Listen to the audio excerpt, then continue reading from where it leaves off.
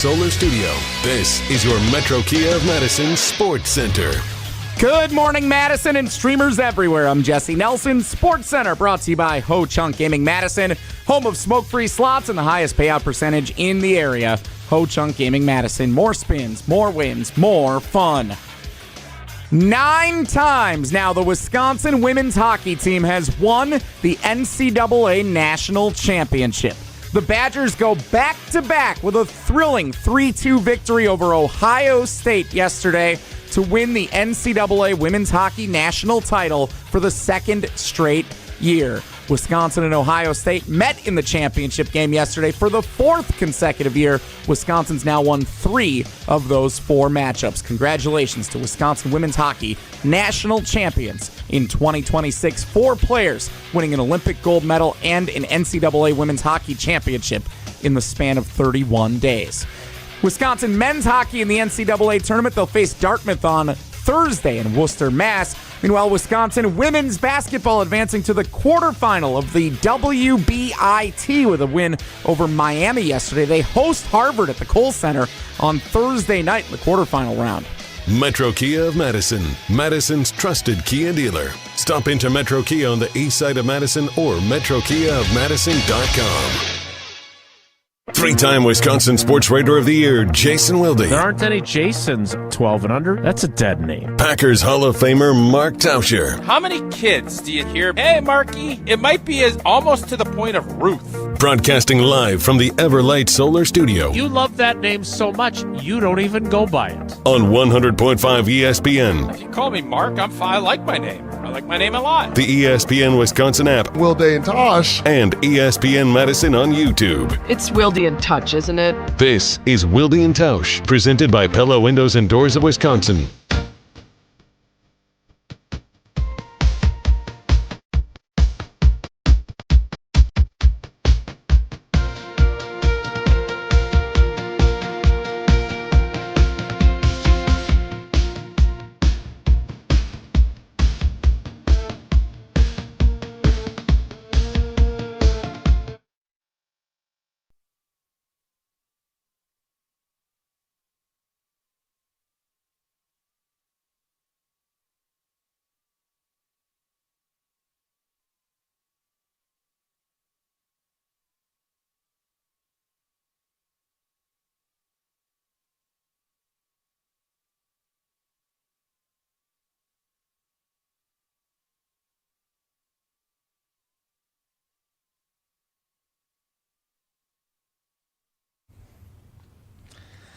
It is the Monday edition. What a great weekend for Badger athletics. Women's hockey team wins a national title. The men's hockey team is in the tournament. The women's basketball team is in the, what is it, Jesse? Quarterfinals, semifinals of the WBIT? Quarterfinal, yeah. Harvard Thursday night. Yeah. And then the basketball team played on Thursday, last I remember, the men's basketball team. Edition. The Craig Karmazin has some constructive criticism for our program that he shared yesterday on Sunday Karma. I'm not sure it was the most realistic suggestion that I've ever gotten, but we'll see. Edition. And it's tomorrow that Bulaga is in as our cousin sub of the day, right? That is correct. Jesse Nelson better be preparing himself for a long 3 hours tomorrow edition. It'll be a tough Wilde day. and Tausch. Very tough day. On 94, not for the Hawkeyes it wasn't, and not for Brian Bulaga. On 94.5 ESPN Milwaukee, 100.5 ESPN Madison, 1430 ESPN Beaver Dam, ESPNWisconsin.com, the ESPN app, your Alexa smart speaker, streaming live video, Twitter, Facebook, YouTube, and, of course, everything you need on the immaculate, amazing, magnificent ESPN Wisconsin app, which is so easy to use, so easy to customize, and so easy to find in the Apple and Android app stores. I'm Jason Wilde in Green Bay. The aforementioned Jesse Nelson is in the Everlight Solar ESPN Madison studios, along with an empty chair there. The resident Iowa hater did not go well for him yesterday, nor did it go well for the Florida Gators. So I believe Jesse had picked to win the whole blanking thing. I did. Yeah. And now a man who I believe picked the Badgers to win the whole blanking thing on his bracket. He is the Packers Hall of Famer. He is Mark Tauscher. Tauscher, good morning. How are you? I'm good, buddy. Who'd you pick to win? Yeah, I never got mine filled out. I was too busy shoveling. Just never had time. Didn't you? So you used to be the star of this, right? It was Wilde's Bracket Challenge all those years. This is always kind of what you've said is your favorite sports time, and you don't even fill out a bracket? Yeah, well, it used to be my thing. That. Like I started it all. And then Jesse, you should quit? Well, no, it was taken over in my stead by minds smarter than mine. So I'm not in charge of it anymore. Pretty good brackets here, except for our champions. Like, we've got all the other things right.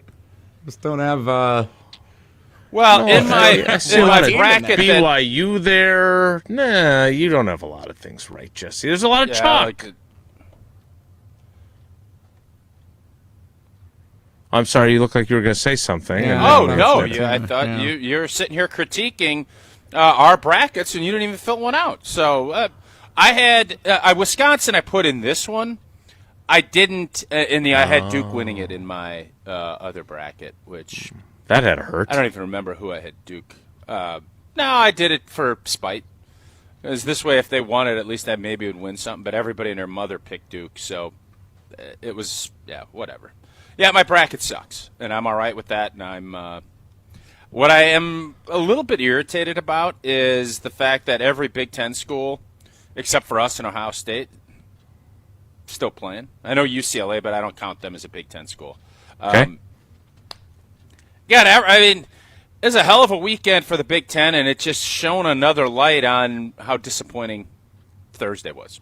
So I don't feel better, even though High Point gave Arkansas a heck of a game. They did. I don't feel any better. Matter of fact, I feel a lot worse than I did Friday when we did this show.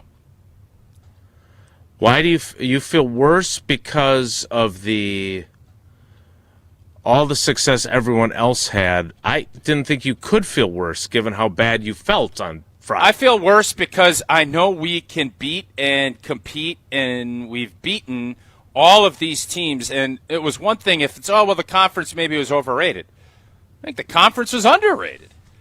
And we were really blanking good in that conference, especially, again, when we played the big boys. To beat you're talking about beating probably a couple of grade Elite Eight teams on the road. Michigan State still in. We hammered them. Illinois, we've beaten them twice. Michigan, we beat them, and then without our starting center, had them on the ropes in a semifinal game. Purdue, we beat them. So I guess I'm just looking at it, and for as much as I appreciated the season, nothing really matters until you get to this point. And for this to play out the way it has, it makes me feel even more disappointed that we didn't at least give ourselves a chance. And again, High Point beat us. I'm not pouting about it. I'm sad and I'm bummed. But when I see what transpired the rest of the weekend, and now that we have 6 teams in the Sweet 16, we should be one of them. We're not. That bothers me. It makes me upset, and I'm not happy that Iowa made it. I'm not happy Nebraska made it because I think we're a much better team than both of them. But it doesn't matter what I think. It matters what's on the court. And so I watched. I saw some of it. I didn't watch all the games, but I did catch how it all played out. And it looks to me the Big Ten is the boss.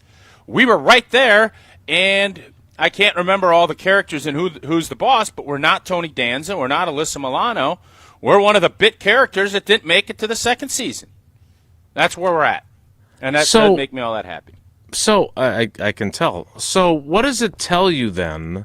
Because you were at the Big Ten tournament in Chicago, and you were feeling really good about the Badgers, and rightfully so.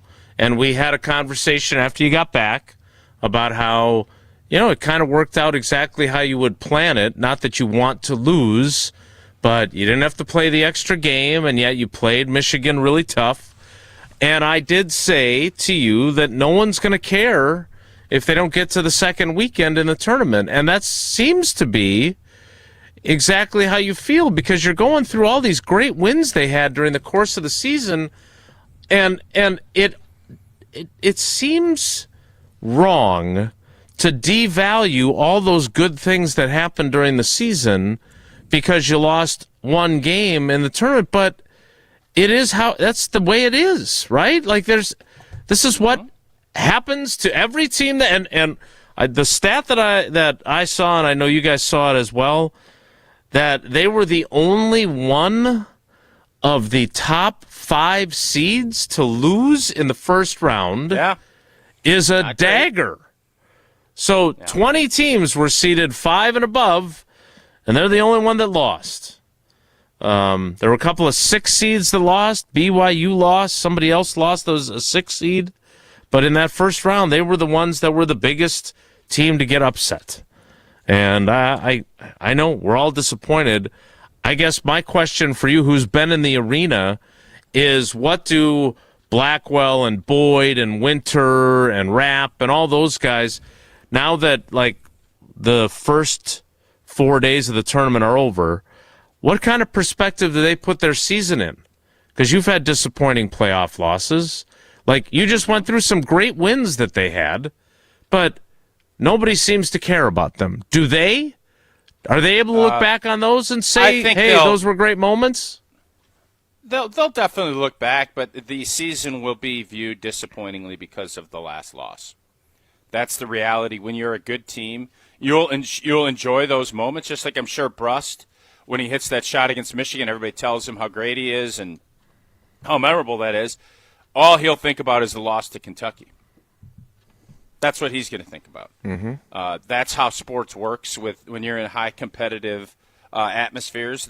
You will enjoy those big moments, and you'll talk about them, and you'll have stories. And when you go out and talk to folks, they want to talk about good stuff. That's what comes up. But in your heart of hearts, this is what this is how your season will be remembered. It would take a lot of the luster off if you lost to a team that was more in tune with where you're at least ranking-wise. But for the High Point kids, that is going to be their story they tell forever. Mm-hmm. For Wisconsin, for the Boyds and the Blackwells, they will hope that they have something else that they can talk about, because that will be one of those, every time it gets brought up, it pierces you a little bit. So that's why, and the more time elapses, the duller that pain is, but it still hurts. And I'm sure that's where those guys will take it. They're going to not forget the great win at Purdue and the great win at Illinois and the huge Big Ten game against Illinois. All those things will be there as well, but none of them will have the same amount of passion that goes into when your season ends, or if you can, have an upset like that. On the flip side of it, unfortunately, that's how sports works.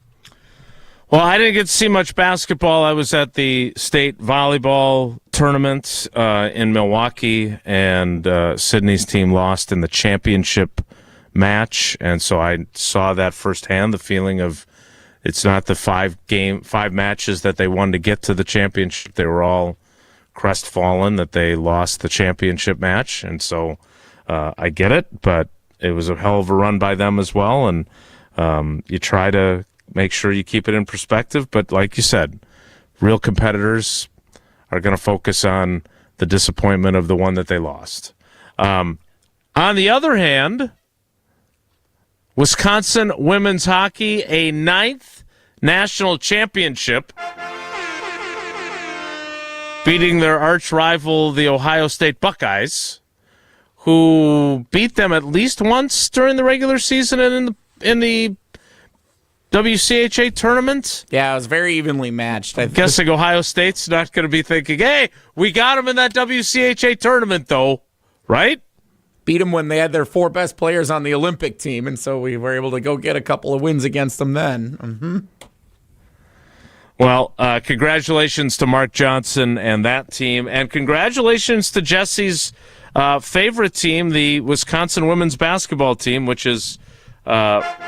I think we need to give a little shout-out, because for the women, the women's hockey, I mean, it has been a juggernaut. It's carried the University of Wisconsin in this new era of national championships or bust. We have been able to sing with pride about how great Mark Johnson has been with this group, but a fourth-line scorer is who put the game-winning goal in. Enright. Jesse, you can correct me if I'm wrong on that.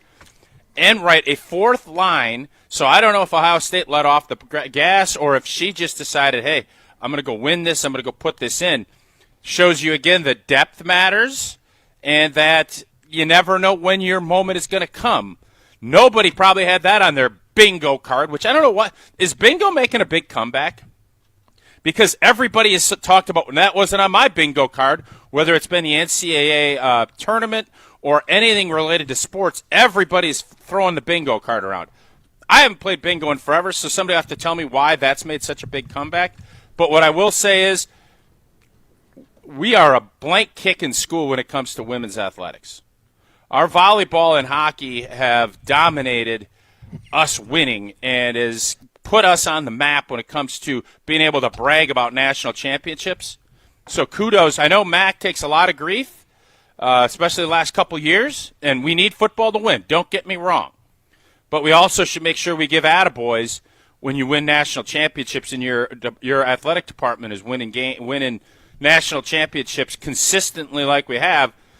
I don't know who just gave this quote. I think it was Calipari. I think he was taking a shot at his own team or at his own administration when he said, coaches win games, administrations win championships. It's an interesting twist on the Jerry Krause quote from The Last Dance. So you know Mac better than any of us. Your teammates, friends.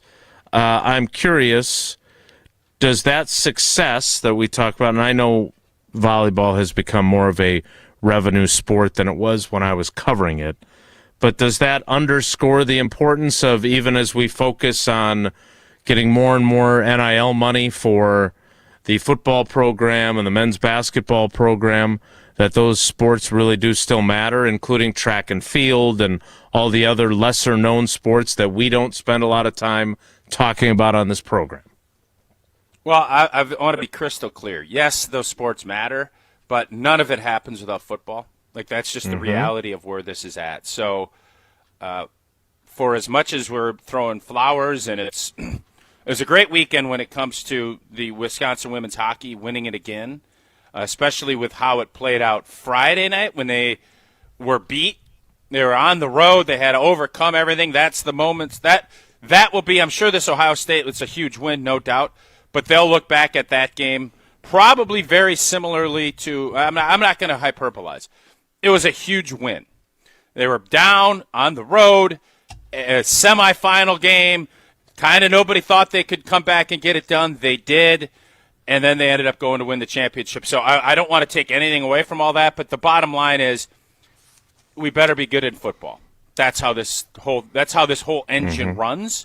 Everything else is a nice piece. But I don't think you can go sit in the car. If your engine isn't going to run, you're just going to end up sitting there.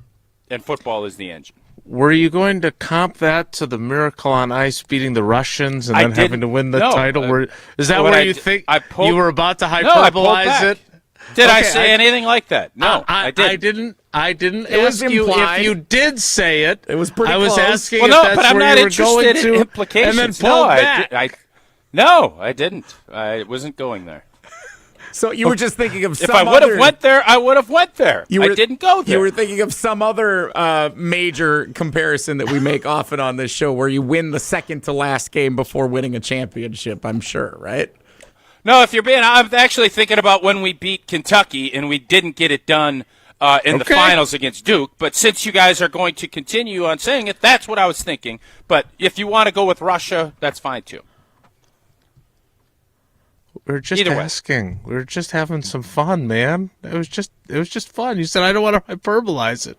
I wanted to know what the hyperbole was going to be that you pulled back from. Somebody on the selection show last week, I forgot who it was, but somebody said Wisconsin had won that championship in 2015 again. I thought of when Bo Ryan was on the show and someone congratulated him at the golf course, and he said, thanks. I moved on. Jesse, your voice sounds terrible. Yeah. It's not, I mean, it's been worse. I've certainly worked through worse. I feel fantastic. Yeah, what happened? It's I don't even think your voice sounds any different than it usually does. Oh, it definitely sounds different than it usually I feel fantastic. I'm not to that level, and I feel totally fine. I just, we had a rowdy weekend. I called 3 high school basketball games at the Kohl Center. All the state championships, state tournament were going on. And then we did a lot of winning. Got together with the fellas at the sports book like we usually do every March. And we had a lot of winning to celebrate this weekend. So despite the result for the Badgers on Thursday, the vibes were down Thursday night. Vibes were very good all day on Friday into the rest of the weekend, I would say that. So, yeah, a little celebrating. I felt my voice starting to go on Thursday before I even left the Kohl Center. And I'm sure going to a casino sports book and sitting inside on a beautiful day for 12 consecutive hours didn't help that. Well, you sound fantastic. Just like your windows from Pella Windows and Doors of Wisconsin are fantastic. Our homes need to be ready for just about anything in Wisconsin year-round. That's why Pella focuses on quality and durability in everything they do. The right windows and doors can vastly improve your home's comfort, efficiency, and overall style. And with Pella, you'll get expert recommendations designed around your home, your needs, and within your budget. And don't miss out on zero financing all the way to 2032. That is 6 years. You have until the end of March to get that done. Visit PellaWI.com today to learn more. More Wilde and Tausch straight ahead. Stick around. This is Wilde and Tausch, presented by Pella Windows and Doors of Wisconsin. Call Gina Della from Pella today, 855-PELLA-WI, and online at PellaWI.com/radio. Mark Tauscher here for Iron Jock. As a former athlete, I've worn just about every type of workout gear there is, and nothing compares to Iron Jock. Their performance apparel is built to fight sweat, odor, and bacteria, keeping you feeling fresh no matter how hard you push. From the gym to the pickleball court, Iron Jock keeps you dry, comfortable, and confident. Upgrade to Iron Jock. Available now at ironjock.com. It's well known that the boss at the exteriors company is a perfectionist. It's a gift. He not only oversees every job, he inspects each aspect of the operation to get to the root of what your project will actually need to be long-lasting. Call 960-ROOF. Oh, he's proud of all the reviews. What can I say? Take a look. The Exteriors Company, built for Wisconsin, backed by expertise. Life's better with American Family Insurance because we know you love working weekends. If it means working on your dream home, both inside and out. And we're here to help protect those dreams so you can enjoy peace of mind. Save up to 40% when you bundle home and auto. American Family Insurance. Get a quote and find an agent at amfam.com. Products, pricing, and availability vary based on where you purchase insurance and by state. Some exclusions apply. American Family Mutual Insurance Company, SI, and its operating companies, 6000 American Parkway, Madison, Wisconsin. To those who've ever dreamt of their perfect event, those dreams are worthy and they are possible. Hi, it's Jeffrey from Celebrations Entertainment.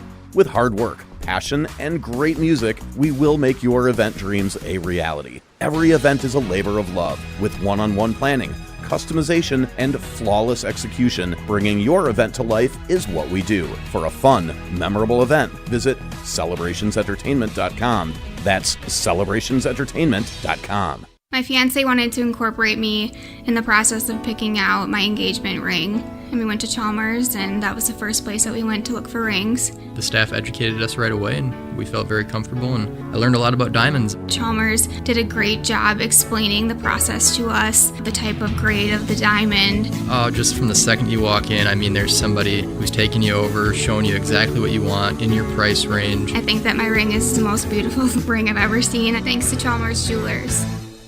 For over a century, one family has helped generations move forward. Christofferson Moving and Storage. They've built a legacy of trust, celebrating 120 years in 2026 with transparent, upfront pricing, highly trained professional crews, and flexible services designed around you. They protect your home and belongings with expert care and clear communication every step of the way. Let them handle the heavy lifting so you can focus on what's next. Christofferson Moving and Storage, your best move since 1906. Get your complimentary quote at ChristoffersonMoving.com. Legacy? Yingling, 197 years family owned. That's elite. But legends evolve. Meet Flight by Yingling, the next generation of light beer. Just 2.6 carbs, 95 calories, and it actually tastes like beer. Crisp, clean, goes the distance. No regret in a can here. Your beer should keep up with you. Flight's putting up MVP numbers in the light beer game. The other guys on the bench. Wisconsin, level up. Flight by Yingling, the next generation of light beer. DG Yingling & Son, Pottsville, PA. Enjoy responsibly. This is Coach Greg Gard. Strong teams succeed with the right partners. Bank CMG works closely with Wisconsin business owners, offering local insight, modern tools, and honest guidance you can trust. They take the time to understand your goals and help you build something sustainable. Whether you're managing cash flow, planning for growth, or navigating change, having the right banking partner matters. When your business matters, your bank should too. BankCMG.com. Hey, this is Rich Eisen. Coming up on Monday's program, the Sweet 16 is set. Are your brackets busted? We'll talk about all of it with professional golfer Max Homa, comedian Mark Normand in studio. The Rich Eisen Show on Monday on Disney+, the ESPN app, and ESPN Radio.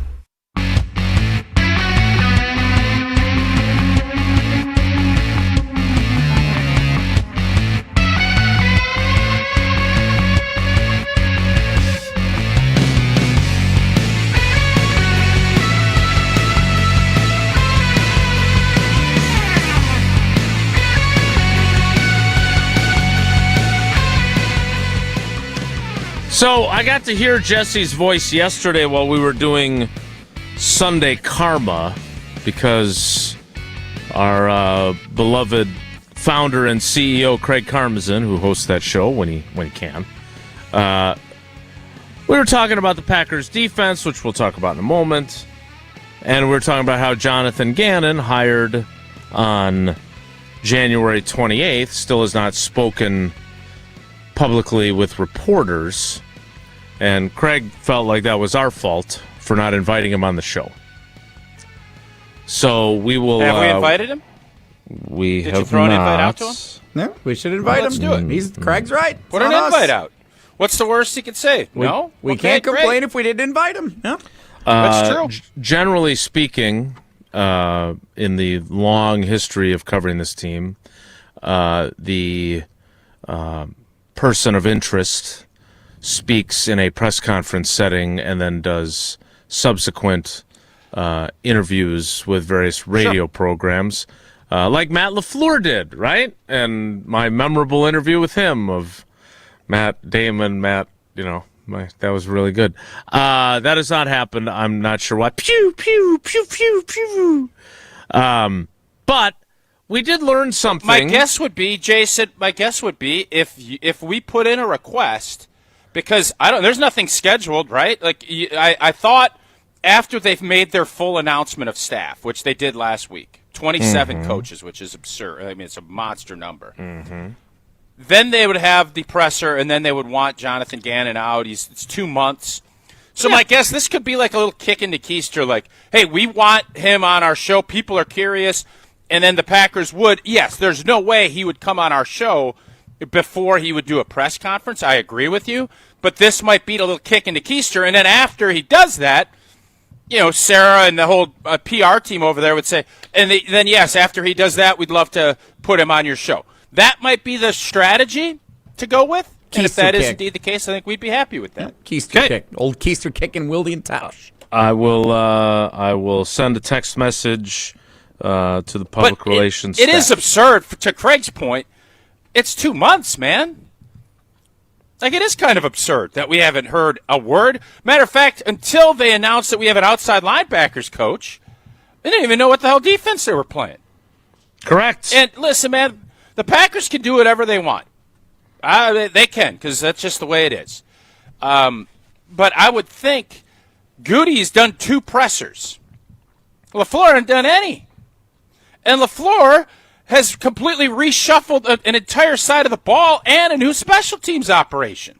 Mm-hmm. People want to care. People love this whole deal. Like, everybody's just thirsting for knowledge. And in the case when you don't have knowledge being given, what happens? Vacuums come in, and then everything gets thrown to the wolves. And that ain't good for anybody. So naming I rights would of be shocked Lambeau if Field becomes a big topic. I would think that this week would make a ton of sense to have that happen. The draft is only a month away, so I would think sometime this week the Packers will make that announcement, have everybody available to talk, and Jonathan Gannon will be right at the top of that list, would be my guess. That is my hope, but we will invite him to be on the program. You heard Tausch reference this, and I want to get into it next because I need a guy who is blocked against a 4-3 and a 3-4 to help me understand why we are downplaying this so much. Because even Goody, when he was at the NFL Scouting Combine, was asked, are they going to run with Gannon, since he hasn't spoken, a 4-3 or a 3-4? And Goody's response was a 4-2-5, which I understand why it's significant that we have, the league plays sub packages 80 to 85% of the time. I get all that, but I would prefer to have a better idea of why he's choosing the 3-4 and why it matters. We'll get into that after Tausch tells us about UW Credit Union, of which we are both proud members. For every stage of life, UW Credit Union is here for you, proudly serving Wisconsin for over 90 years. They're going to help you reach your financial goals. And, Jesse was going all throughout the WEAC, right? Is all across it. Yes, UW Credit Union has a huge presence in Madison, in Milwaukee, but throughout the state they have that. And they got a great mobile app that offers a simple way to check accounts, make transfers, and much more. That is a smart play from the pocket, either versus a 4-3 or a 3-4 defense. Join today at uwcu.org, insured by NCAA. Terms and conditions do apply. We'll talk about how we know they are running a 3-4 and what that may mean, and Tausch will explain it to us next. It's Wilde and Tausch. We're on the Badgers. I don't blame Greg Gard for this. I'm just lowering my expectations. Because we're on Wisconsin Sports. So I'm not mad, I'm just disappointed in Badger basketball. You're listening to 100.5 ESPN and the ESPN Wisconsin app. Mark Tauscher here for Zimbrick Chevrolet in Sun Prairie, the name you can trust. Well, if we were putting together a bracket of auto dealers, I can guarantee that Zimbrick Chevrolet would be a number 1 seed. Whether you're in need of a quick tune-up or minor repair from the outstanding service team, or it's time to begin the process of buying a new or used vehicle with a friendly salesperson, Zimbrick Chevrolet is truly the name you can trust. But you don't have to just take my word for it. Stop by Main Street in Sun Prairie to see for yourself why Zimbrick Chevrolet is consistently recognized as a best of Madison operation. And to see service options or to check out new and used vehicle inventory, start by logging on to ZimbrickChevrolet.com to see everything Zimbrick has to offer. A slam dunk number 1 seed for any auto experience. Zimbrick Chevrolet on Main Street in Sun Prairie is the name you can trust. UW Credit Union presents the Prep Mania Student Athlete of the Week, supporting local student athletes as they grow on the field, in the classroom, and in the community. UW Credit Union is here for every you. Learn more at uwcu.org. Here's Dennis Semra with the UW Credit Union Student Athlete of the Week. Our ESPN Madison UW Credit Union Student Athlete of the Week, Annika Curran from Verona Area High School. Welcome. Hello, thank you. You're a swimmer. We're here at this gorgeous pool. Yes. You probably live here, right? Yes, basically. Spend a lot of time here. Freshman year, first time you got to go to state, what was that whole environment like? It was crazy. Just the environment there, there's so many people. Like, I've been to Waukesha multiple times for club meets, and just high school state at Waukesha is something else. Like, when you look back in your time at Verona, what do you think you remember the most about Verona Area High School? I think just like the community that we have here and like on the team, we get super close with each other at the end of the season when it's like the last couple meets, just with the team, being at practice, like it's just so much fun. Prizes, flyaways, even Cash money. You want it? We've got it. Find a list of all contests and official rules by visiting ESPNWisconsinContests.com. That's ESPNWisconsinContests.com. Experience, knowledge, results. That's what really matters when you need help after a serious truck accident. You'll need a lawyer experienced in fighting and winning for people just like you. Gruber Law Offices has the resources, strong track record of success, and a team of experienced lawyers to take care of your needs. We've successfully helped people injured in big truck accidents for more than 35 years. Gruber Law Offices. One call, that's all. Imagine the peace of mind knowing your home or business is safe 24/7. I'm Jeffrey Beckman, president of J&K Security Solutions, and we provide security you can trust. Serving Madison and southern Wisconsin, J&K Security Solutions offers state-of-the-art home and business security systems tailored to your needs. From video surveillance to home and business automation, to find out how J&K Security can help secure what matters most in your life, visit jksecurity.com. Wisconsin weather doesn't wait, and neither should you. At Pella Windows and Doors of Wisconsin, we make upgrading your home simple. Right now, order today and get 0% interest until 2032. You heard me right. 0% interest all the way until 2032. Upgrade your windows and doors now and pay over time without paying interest. With our 10-year limited warranty, you can feel confident in your investment. Schedule your free in-home consultation today at PellaWI.com. Certain restrictions apply. 3/31/2026. Zimbrick Honda has been a proud part of the Madison community since 1973. They're your one-stop shop for over 250 new Hondas to choose from. Whether you're looking for a sedan, SUV, or truck, their selection of new vehicles is second to none. Stop in today at their location on Fish Hatchery Road and check out their full lineup of vehicles and find the one that's right for you, or browse the vehicle selection online at ZimbrickHonda.com. That's ZimbrickHonda.com. Shop local, shop Zimbrick Honda. We're on the Bucks. They're showing Giannis that we're doing everything possible to keep you happy. Because we're on Wisconsin sports. The Bucks have the power to force Giannis to say, I want out. Madison's home of the Bucks. 100.5 ESPN. Say no one nothing, but you look better on me. You look better on me. Let me show you something, so you don't leave you lonely. You won't leave you lonely. Tell me, baby, who better for you? So DeMarcus Covington has a new title. He also has the longest title in NFL history, I believe. He is the outside linebackers coach / defensive run game coordinator / assistant head coach defense. And while the fact that they have divided up the assistant head coach responsibilities is also interesting to me, the outside linebackers part is the most interesting to me, because it means that when they are in a base defense, it is evidently their intent to be in a 3-4 more often. Now, they've got the flexibility to change it up, and that is something that Jonathan Gannon, when I wrote about him when they first hired him, or even before they hired him, his famous quote when he was being interviewed by Nick Sirianni, and Nick Sirianni said, hey, what are you going to run? What scheme are you going to run? His response was, I don't have a scheme. Now, obviously he has a scheme, but his scheme is predicated on matchups, and it's a lot like Jeff Hafley in that you have to have a base, but you do different things based on your opponent.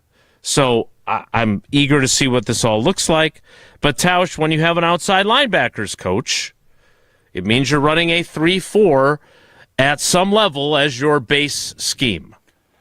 And I'm curious because, as I was saying to Craig yesterday on Sunday Karma, this is not 2009.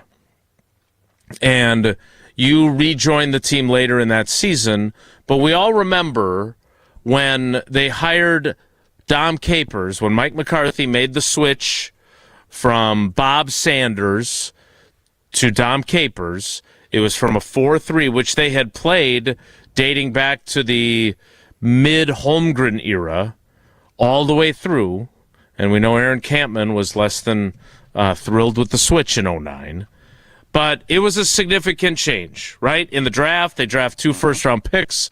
They're both specifically picked because of their fit for a 3-4 in B.J. Raji and Clay Matthews. So it was a big deal to make that change then.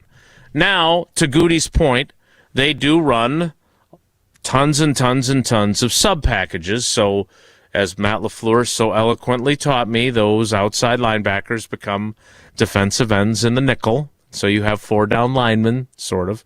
But what do you make of this switch? And as someone who has blocked against it, because the gaps are different, that all that stuff is different, right? So how do you view this realization that they are now a 3-4 base for whatever that's worth?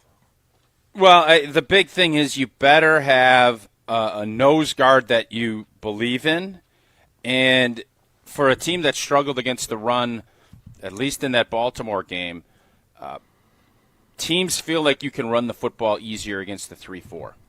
Now, 3-4 defenses are much more multiple. There's more things you can do, whether it's you have more athletes on the field. There's more cross-dog blitzes where the middle linebackers will kind of cross each other. That puts more pressure. You have to have that all blocked up, especially in the run game. I'll be curious if you do that, and it's been a while, right, since I've played. It's 15, 16 years, whatever it's been. But it was always the guys that would line up as a 4 technique, which is head up on the offensive tackle. Those guys would typically be long-armed, long-levered, big dudes that we'd call it two-gapping, which means they would try, if you were trying to get them so that you could run out in the C gap, which is outside of me as a right tackle, that guy has long arms and is strong and stays.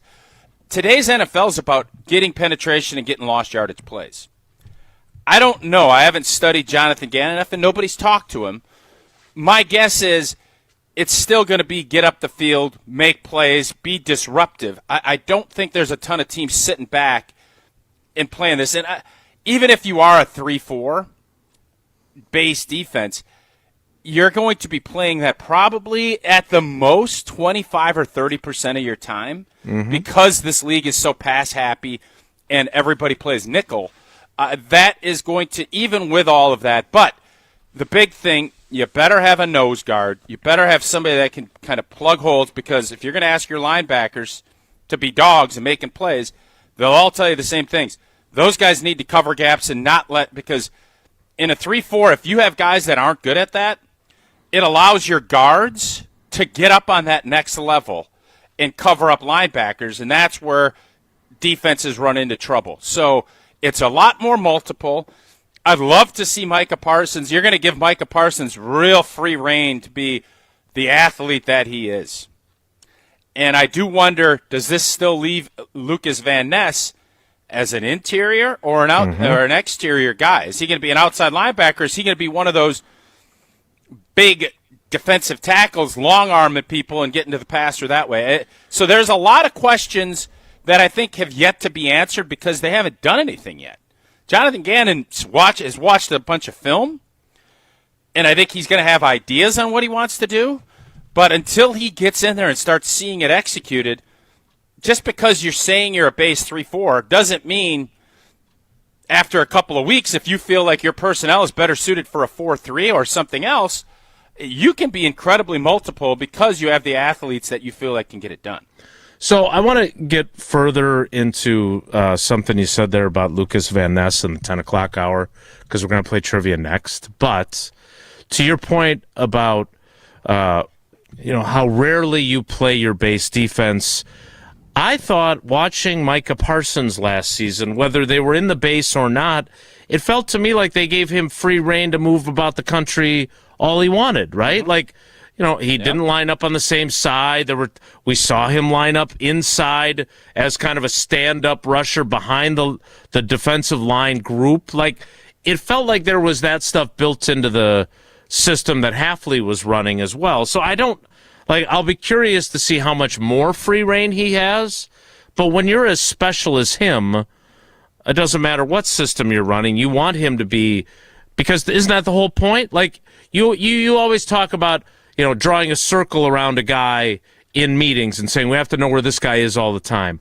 Well, if he lines up over the left tackle as the right defensive end for 75 plays, that's helping the offense, isn't it?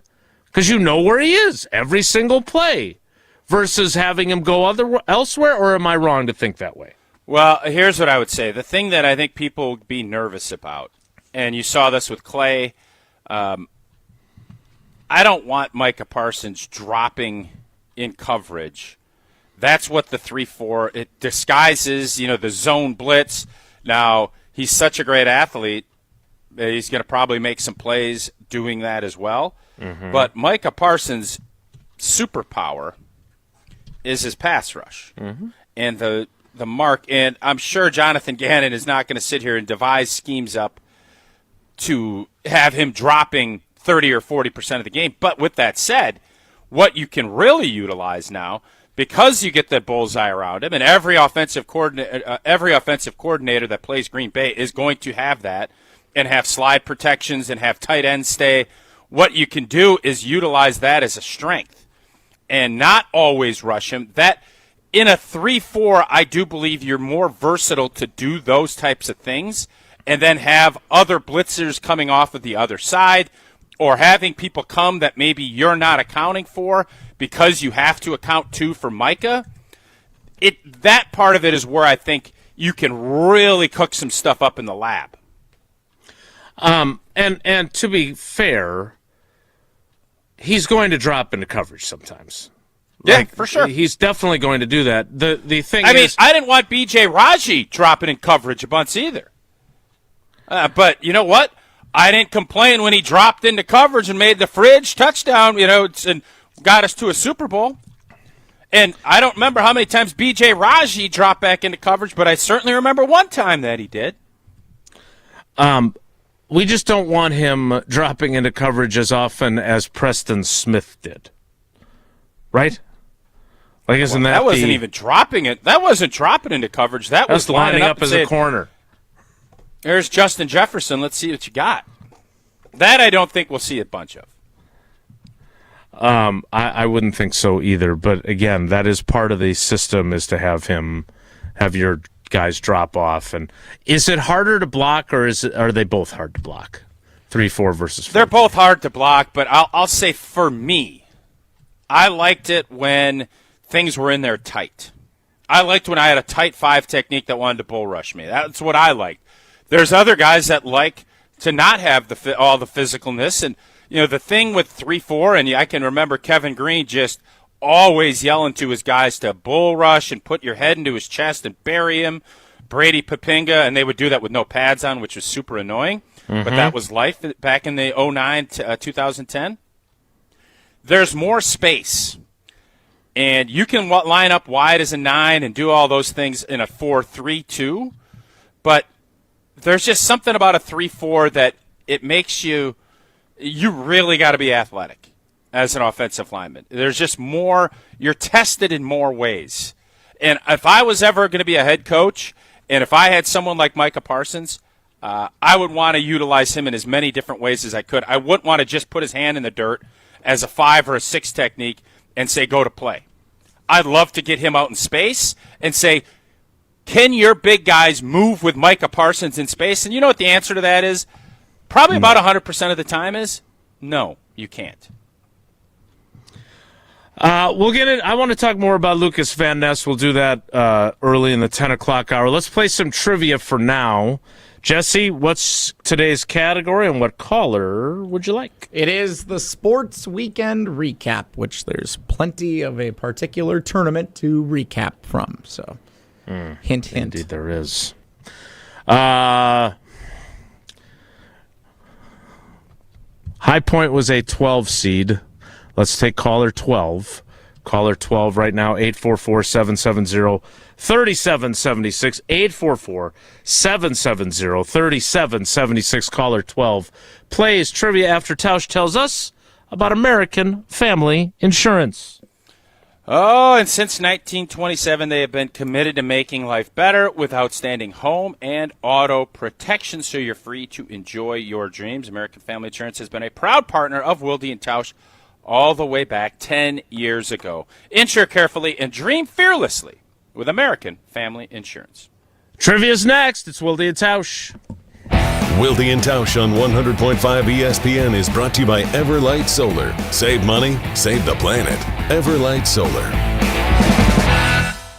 Mark Tauscher here, and the only thing that makes watching basketball better this time of year is enjoying a great game with the cool, refreshing taste of an ice-cold Coors Light. Whether it's a thrilling buzzer beater, a big upset, or a top seed blowing somebody out, every game goes from good to great when you crack open a Rocky Mountain Cold Coors Light. Coors Light is brewed with a 3-step cold process, cold lager, cold filter, and cold package, so it's actually made to chill. The mountains on Coors Light cold-activated bottles and cans turn blue. That's when you know it is chilled to perfection, which, besides the refreshing taste, is my favorite thing about drinking Coors Light. Refreshingly cold and only 102 calories. Coors Light is made to chill. Celebrate responsibly. Coors Brewing Company, Golden, Colorado. Rah. Pella Windows and Doors of Wisconsin present your Badger Minute. Here's Pablo Iglesias. This Badger Minute brought to you by your Badgerland Chevy dealers, proud supporters of Badger Athletics. Go to BadgerlandChevy.com. Spring football has sprung. Wisconsin football beginning spring ball practices, the first look at new faces including transfer quarterback Colton Joseph, a top target for Luke Fickell once the portal period opened. Fickell during his offseason appearance on Wilde and Tausch on what Joseph brings to the Badgers. We were looking for a guy that obviously can extend plays. We're looking for a guy that has athleticism to get himself out of trouble, that can use his feet when he needs to use his feet, but yet he still has the arm strength. If you're not balanced, you can't be successful. Order today and get 0% interest until 2032 at Pella Windows and Doors of Wisconsin. Upgrade now, pay no interest until 2032. Visit PellaWI.com. Get ready for the ultimate Saturday night at Hard Rock Casino Rockford. Join us for the all-new Queen of Hearts drawing at 4, 6, 8, and 10 p.m. This is your chance for royal glory. When your name is drawn, choose the right card and you could win a life-changing jackpot, up to $150,000. The longer the Queen stays hidden, the bigger the jackpot grows. Let's Hard Rock with the Queen of Hearts only at Hard Rock Casino Rockford. If you or someone you know has a gambling problem, call 1-800-GAMBLER or text ILGAMB to 833-234. Spring is here, and living with your old, drafty, foggy, dirty, hard-to-open, bad windows is no longer an option. You deserve better windows and doors. At Siding Unlimited, we install top-of-the-line wood, vinyl, and fiberglass windows with options to fit your style, color, and design choices. Built for energy efficiency, installed by our professional craftsmen at Siding Unlimited. Siding Unlimited. Experience, integrity, craftsmanship. Visit sidingunlimited.com today.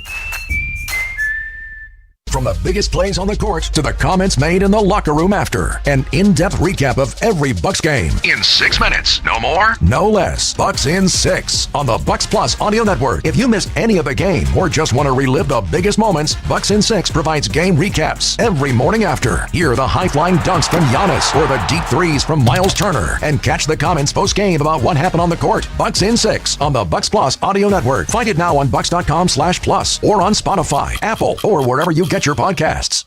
Buying a new vehicle should be exciting, and that's what Simden Chevy in Mount Horeb aims to do. That's why they vow to give you the better buying experience. Jim Rutledge here. I've had 3 better buying experiences at Simden Chevy in Mount Horeb, and I keep on going back because the experience and the Chevy is fantastic. So if you're looking for a buying experience you're going to want to repeat anytime you need a new or new-to-you vehicle, I recommend you make the short drive out to Simden Chevy in Mount Horeb, because you're only minutes away from a better buying experience at Simden Chevy in Mount Horeb.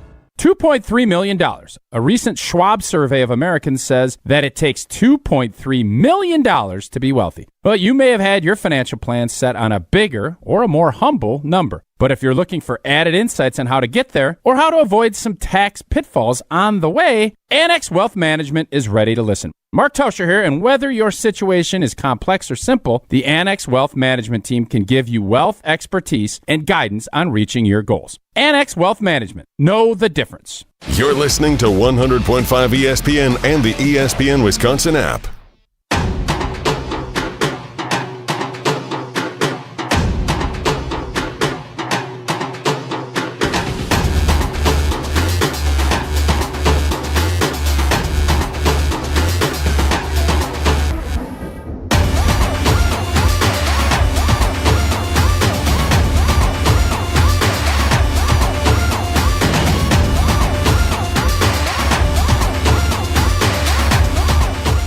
We'll get back into our Packers discussion after a little Wilde and Tausch trivia presented by Iron Jock and Cousin Subs.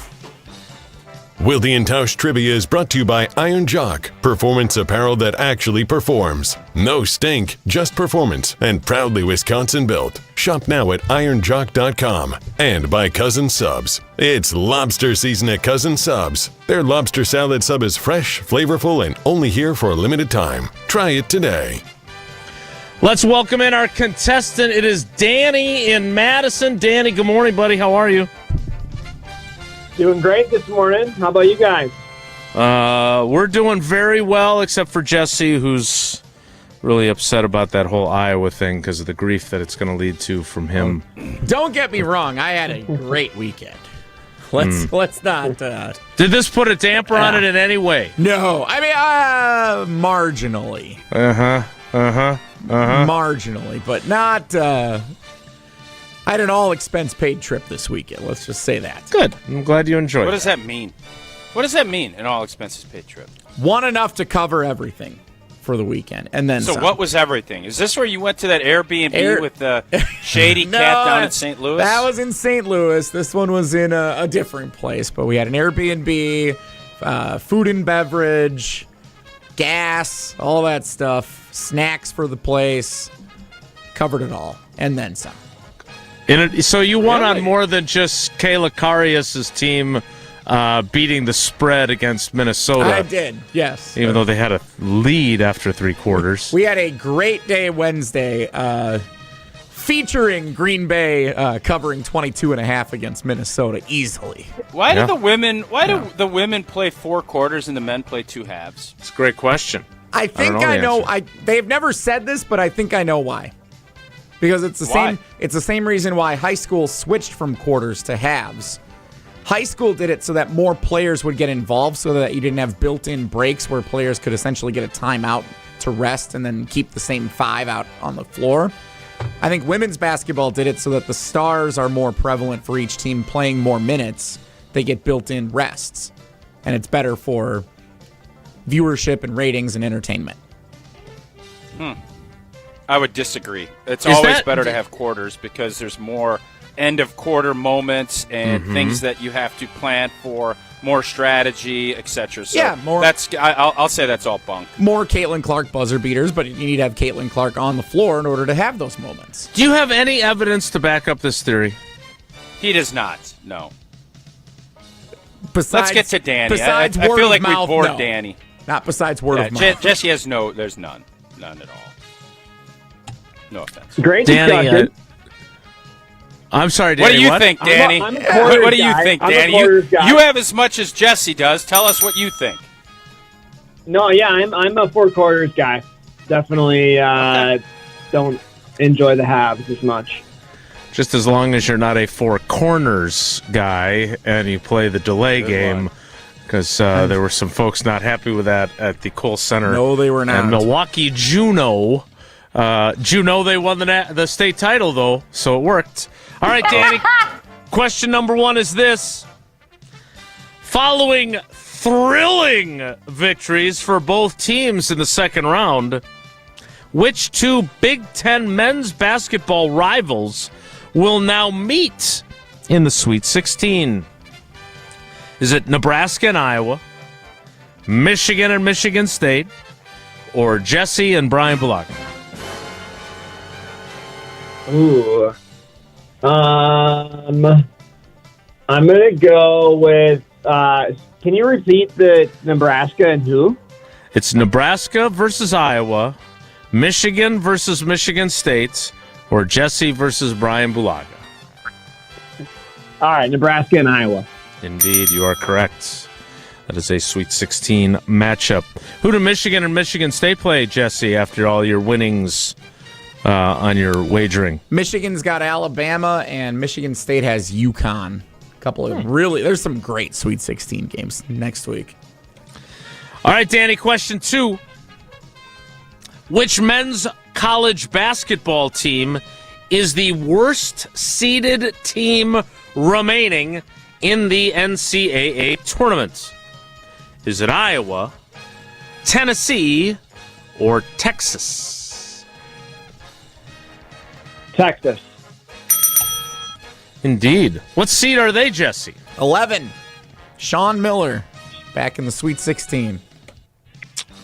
Once upon a time, the restricted earnings coach under Stu Jackson at Wisconsin. And that's another one. First 4 to Sweet 16 happens almost every year. One of those last teams in makes a run. Yeah, Texas not exactly high point now, is it? All right, question 3, Danny, and a chance for a clean sweep on the first day of the week is this. Which of these legendary college basketball head coaches will not be coaching his team in the second week of the NCAA Tournament? Is it Rick Pitino, Tom Izzo, or Bill Self? Bill Self. Down goes Kansas. Indeed. Danny, great start to the week. Sounds like he's going to retire. Sounds like he's ready to retire, too. Really? Yeah, that's what it sounded What like. evidence do you have to back this up?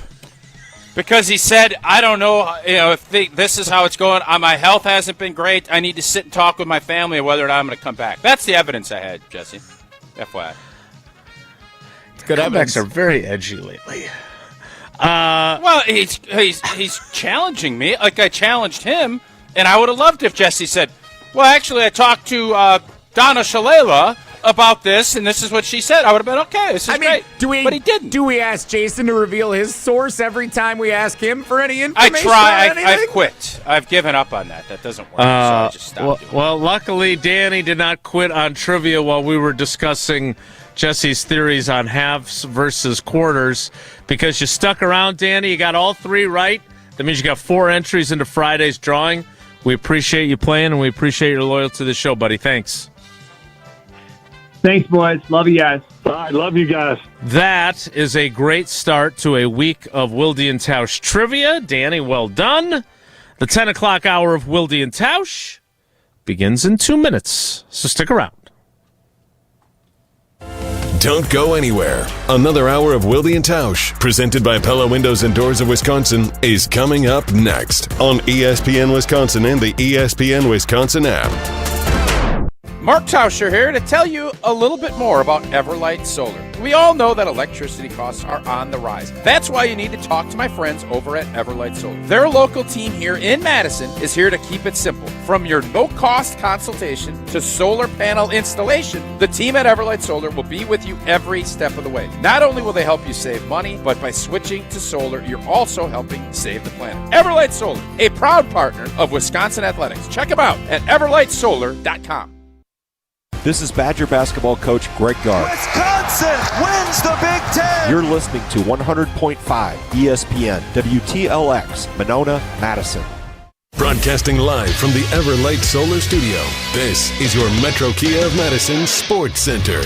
Good morning, Madison and streamers everywhere. I'm Jesse Nelson, Sports Center, brought to you by Goodman's Jewelers, the diamond store of Madison for generations. Check them out at 220 State Street and online at goodmansjewelers.com. Congratulations to the Wisconsin women's hockey team, national champions for a 9th time in program history. The Wisconsin Badgers defeating the Ohio State Buckeyes in the NCAA Women's Hockey National Championship game yesterday. A thriller, 3-2. Wisconsin wins it. Wisconsin's now won back-to-back championships, and 3 of the last 4 all against Ohio State in the national championship game. Head coach Mark Johnson and the Badgers win the Natty. 4 Badgers players win both an Olympic gold medal and an NCAA national championship over the span of 31 days. Congratulations to the Wisconsin women's hockey team. Wisconsin men's hockey back in the NCAA tournament, second time in 3 years under head coach Mike Hastings. Wisconsin will face Dartmouth in Worcester, Massachusetts on Thursday in the NCAA tournament. And Wisconsin women's basketball advances to the quarterfinal of the WBIT, hosting Harvard Metro Thursday. Kia of Madison, Madison's trusted Kia dealer. Stop into Metro Kia on the east side of Madison or metrokiaofmadison.com.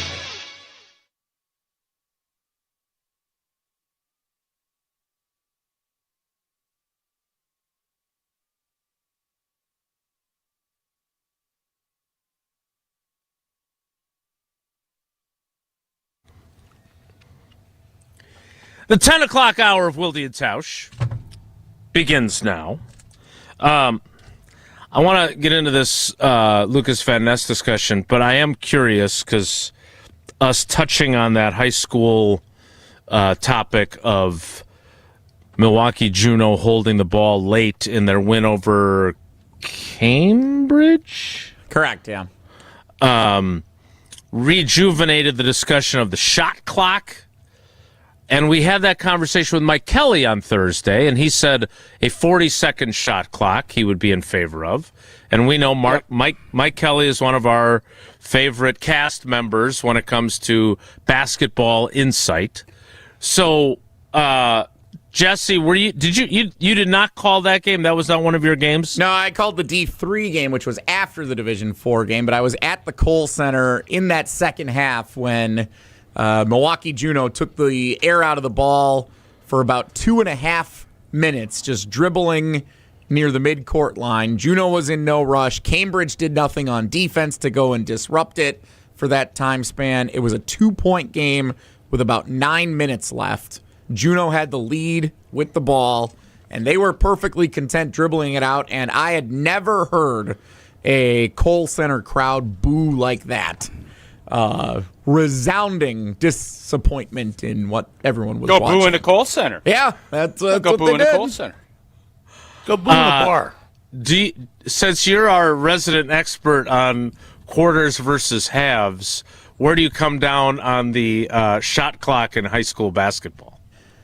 I've gone back and forth on it. I think it'd be better for development for kids to get to play at the next level. There's a lot of great high school players now who have gone to play college basketball, both D1, D2, D3, of course the WIAC, all the great athletes that come from around the state there. It gets you ready for that. It does improve the pace. It does, make the games more entertaining for fans. I think it's better experience for the kids.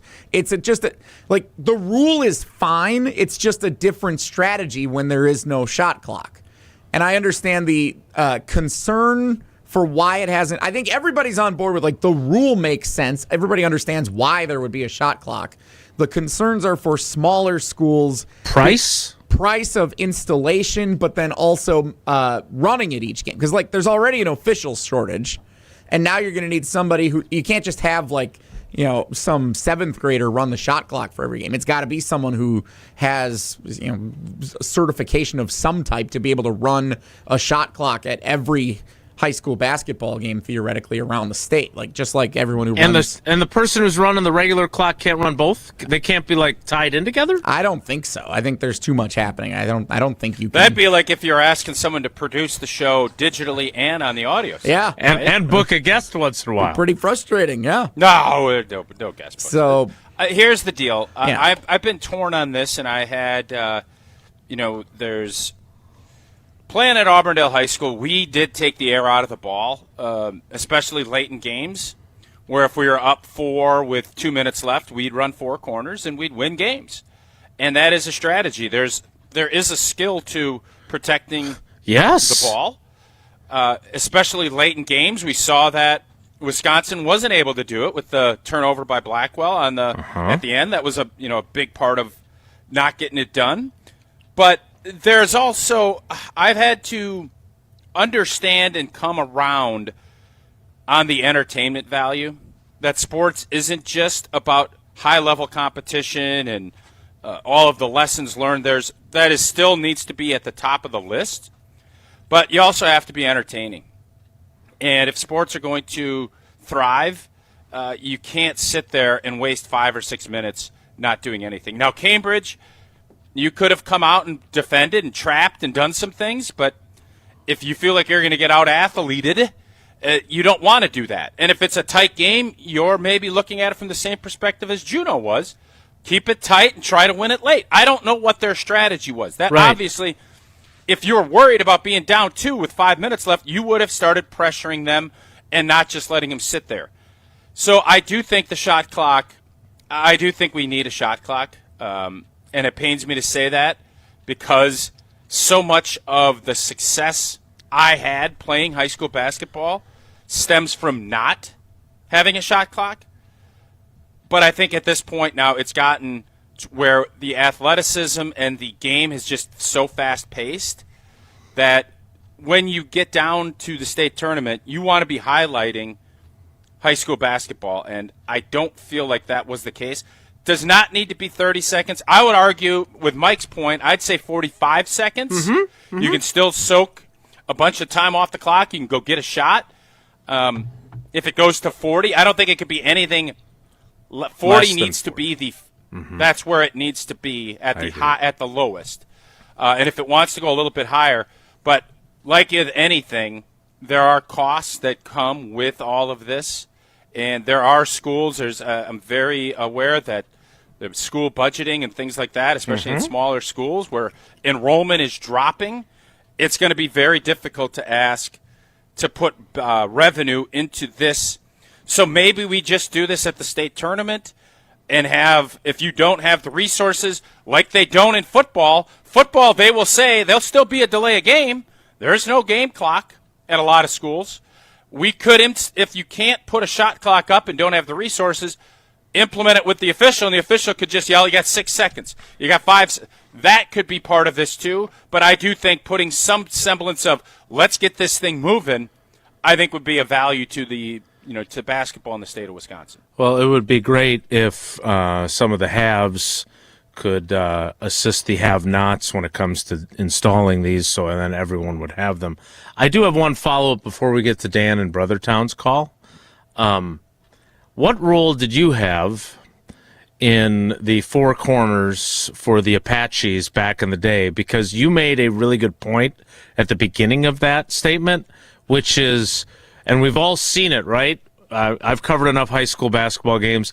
There are teams that try to take the air out of the ball and hold it, and if they get some pressure, it ends up backfiring because they turn the ball over because they can't. Or you can't shoot free throws, and you can't make free throws. So I was one of the guys. You'd cut to the middle, and you'd have four corners, and you obviously want to get the ball in your best ball handler's hands. And that was they would trap, but you have to come. No, I was not. Craig Brandel, who is an all-state player, was a great free throw shooter and a huge reason why we had all the success that we had.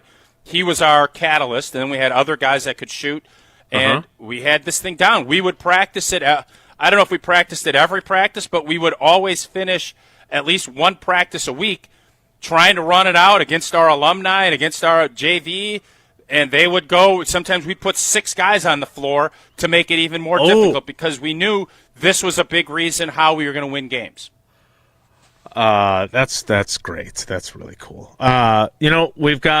We've got our resident high school. I mean, he's retired now, but our resident high school basketball coach. It's our buddy Dan in Brothertown. Dan, good morning. I assume you have some insight for us on our shot clock conversation. Yeah, a couple things. Jesse was right. I was an athletic director and basketball coach. Wait a minute. Jesse was right about God damn! Jesse was right about the Green Bay women on Friday, too, Dan. I'm glad to hear that. I wish we'd have won. But the coaches came forward with the idea that the 20-minute half or 18-minute half would keep the flow of the game going while also increasing more players playing in the game. That was what came forward, and that's why it passed pretty much. Okay, well, so Jesse was right. I don't ever. So like why it don't when we want that in women? Dan, why don't we want that in the women's game then? Yeah. I don't know. We have it at the high school level. In fact, the girls in Wisconsin went to the 20-minute, 18-minute halves because the women were doing it in college. And now the women went back to 4 quarters. Right. Which I can't explain. I can't explain why. Okay, that's what I was just going to ask. The high school girls switched over. Yeah. I don't know why they switched back to 4 quarters. So how does have you ever discussed this with Kayla, with how she strategizes for the Green Bay women with quarters instead of halves? Like, does that change the way they have to coach at the college level because of the quarters? I don't think she's ever had. Well, yeah, she did have switch over. I never really had that discussion. They just take it 1 quarter at a time. I think it does break up the game a little bit. Like Mark was saying, with the quarters and stuff like that, there's so many breaks and timeouts and official timeouts, media timeouts, that really you can ride 5-6 players for a whole half if you want to.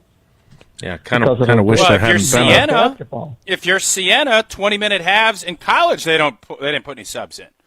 So that's true. Yeah. Wish they'd only played a 20-minute half, and given the way the fourth quarter went for the Phoenix. I know you were up there. All right. So what's your position on the shot clock? Having been not only a coach but an administrator as well, are you pro or con? I think that eventually they're going to have to get a shot clock, but the challenges are going to be a couple things.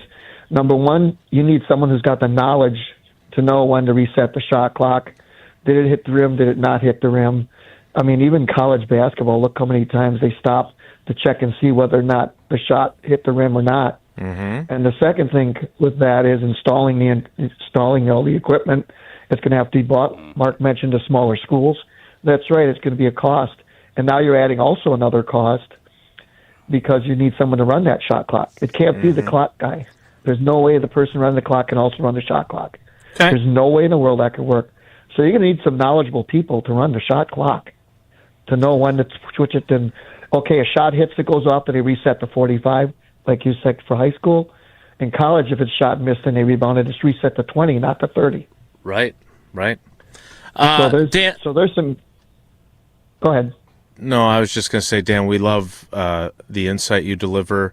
Again, if you could refrain from calling and the first words out of your mouth being Jesse was right, we would appreciate that call, in the future. Dan. Well, a lot of agreement with Jesse on this call, I got to be honest. Jesse's had a hell of a weekend, and it's spilled into Monday. The winning keeps rolling. Oh, man. Thanks, Coach. We appreciate you. Hey, thank you, guys, and you have a great day. Good job, Jesse. Attaboy.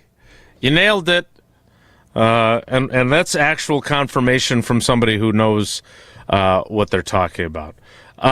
Jesse, what games did you do? Because, since we're sitting here with the discussion of Jesse was right, what games did you call with your hoarse voice? I was on the Division III games, which featured some great talented players. Racine St. Catherine's ends up winning the gold ball in the championship on Saturday afternoon. Their star player, Lamont Hamilton, going to be a wide receiver at the University of Minnesota next year. A lot of football players for Racine St. Catherine's, multi-sport athletes that the coach was very proud of, that they went and played for a gold ball at Camp Randall, and then they got a chance to play for a gold ball at the Cole Center, and a lot of their starters were also football players. Reminded me of a guy around here who had some experience playing both sports back in the day. Indeed. What was your signature line for Racine St. Cat's title? What did I actually say? You don't have the audio ready? I don't know. We had the announcer cam. A couple of clips got posted from ESPN Madison. It was their 7th championship. So as the buzzer sounded, I said it's 7th heaven for the Angels. For the Angels, yeah. Pretty good. That's pretty good. Thank you. Good job. Appreciate that. Thank you. Okay, that's enough glazing of Jesse. I want to discuss Lucas Van Ness's role in the Packers defense, but before I can do that, I need to remind you that you don't need to hop on a plane or get on a cruise ship to feel like you've escaped. Your next getaway is waiting right there in Milwaukee for you at Potawatomi Casino Hotel. Start with the stay. The biggest hotel rooms in Milwaukee, nearly 500 beautifully designed rooms and luxury suites, perfect for a weekend reset, a date night, or celebrating something big, and you're steps away from everything that's happening inside. And if you're hungry, you've got all kinds of options. Premium steaks at Dream Dance Steakhouse, pizza, burritos, and quick bites at the marketplace. Rockin' Brews, where they've got my favorite salmon and a high-energy vibe. Canal Street Cafe, the Ruyi Asian Kitchen, the Cream City Coffee Company, food and drink specials happening all the time. And if you're planning a wedding, a birthday, or an anniversary, there's event spaces that are built to make it unforgettable. Sophisticated relaxation, incredible flavor, and a full night out all in one place at the Potawatomi Casino Hotel. All right, I want to discuss what the defensive changes might mean for Lucas Van Ness. There is no currently planned assistant coach availability for this week. So I don't know when I'll get to ask about Lucas Van Ness's role, but I'm told that we don't have anything planned yet. Hopefully that changes. But we'll talk about Lucas Van Ness next. It's Wilde and Tausch. This is Wilde and Tausch, presented by Pella Windows and Doors of Wisconsin. Call Gina Della from Pella today, 855-PELLA-WI, and online at PellaWI.com/radio. Get ready to unleash the dragon at Hard Rock Casino Rockford. Introducing the region's very first $1 million Dragon Link slot game. Feel the thrill, chase the excitement, and win big. With jackpots soaring to $1 million, your chance to hit it big is here. Come experience the ultimate gaming adventure. Visit Hard Rock Casino Rockford today and play the $1 million Dragon Link slot game. Your legendary win awaits. Hard Rock Casino Rockford. Let's hard rock. If you or someone you know has a gambling problem, call 1-800-GAMBLER. All day, every day, the Carbless Talk and Text line is open for you. 844-770-3776. The Carbless Talk and Text line. This is more. My husband had purchased something at another store. He was very unhappy with the quality of it. We went into Chalmers and just started looking around and kind of got inspired to do something together that was unique for us. It really isn't any more expensive to do a one-of-a-kind custom piece. I love it. It's beautiful. I get a lot of compliments on it. Turned out how I hoped it would. It really makes me feel good to wear. Chalmers Jewelers in Middleton. What's up, everybody? March 27th, go get your tickets. It's going to be amazing. It's going to be me, Finesse Antetokounmpo, my co-host, Tony C, and Nature Boy. Woo! Ric Flair. It's going to be nice. It's going to be dope. You guys are going to love it. It's going to be an experience, and we're going to have a lot of fun. It's basically a party/podcast. Yeah, we're throwing a party at the Riverside March 27th, TALiveshow.com. Who's the guest again? Can I get a woo? Woo! With Ric Flair. Can't wait. See you guys. Every event tells a story, from the first impression to the final moments. Have someone guide your guests through every chapter the way you want the story told. Hi, it's Jeffrey from Celebrations Entertainment. With a strong presence, great voices, and an award-winning team, trust us to guide, direct, and inform your guests through all the different chapters of the day. For fun, memorable entertainment for any event, please visit us at celebrationsentertainment.com. That's celebrationsentertainment.com. $2.3 million. A recent Schwab survey of Americans says that it takes $2.3 million to be wealthy. Well, you may have had your financial plan set on a bigger or a more humble number. But if you're looking for added insights on how to get there or how to avoid some tax pitfalls on the way, Annex Wealth Management is ready to listen. Mark Tauscher here, and whether your situation is complex or simple, the Annex Wealth Management team can give you wealth expertise and guidance on reaching your goals. Annex Wealth Management. Know the difference. The Bucky Badger Student Mascot Fund was created to support the amazing student athletes who bring the best mascot in the world to life. Hey, my name is Stacy Bruner. I was Bucky Badger from 2010 to 2014. My most memorable sports moment was running out the flag at the 2013 Rose Bowl versus Stanford. Your donation will help fund new scholarships to ensure that the rich tradition of Bucky lives on. Learn more at supportbucky.org. That's supportbucky.org.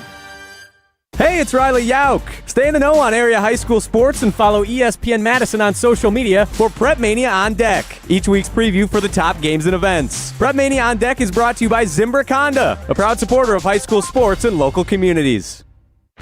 Ben Brust here for the Princeton Club. If you're looking for your better tomorrow, you know where to go. It's the Princeton Club.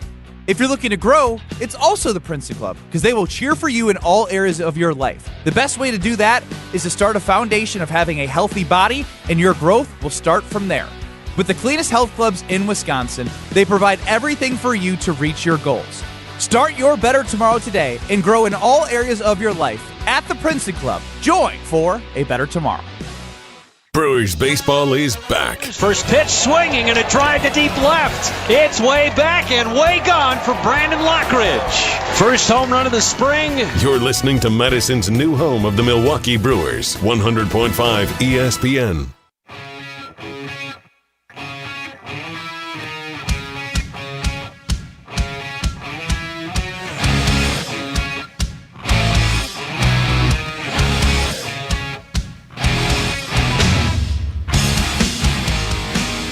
A rare Jesse W. is how the YouTubers are viewing Dan's call, and they're all spelling Jesse Jessie. Which I'm sure is just accidental. Even when I win, I can't win. Isn't that how you spell it? No. Scott and Tosa, are there enough Jesse was right references from various guests, hosts, and callers to do a Jesse-only open? What do you think, Scott? I don't think there's that many. We could repurpose Dan's repeatedly, though. I think we're up to one. A few times.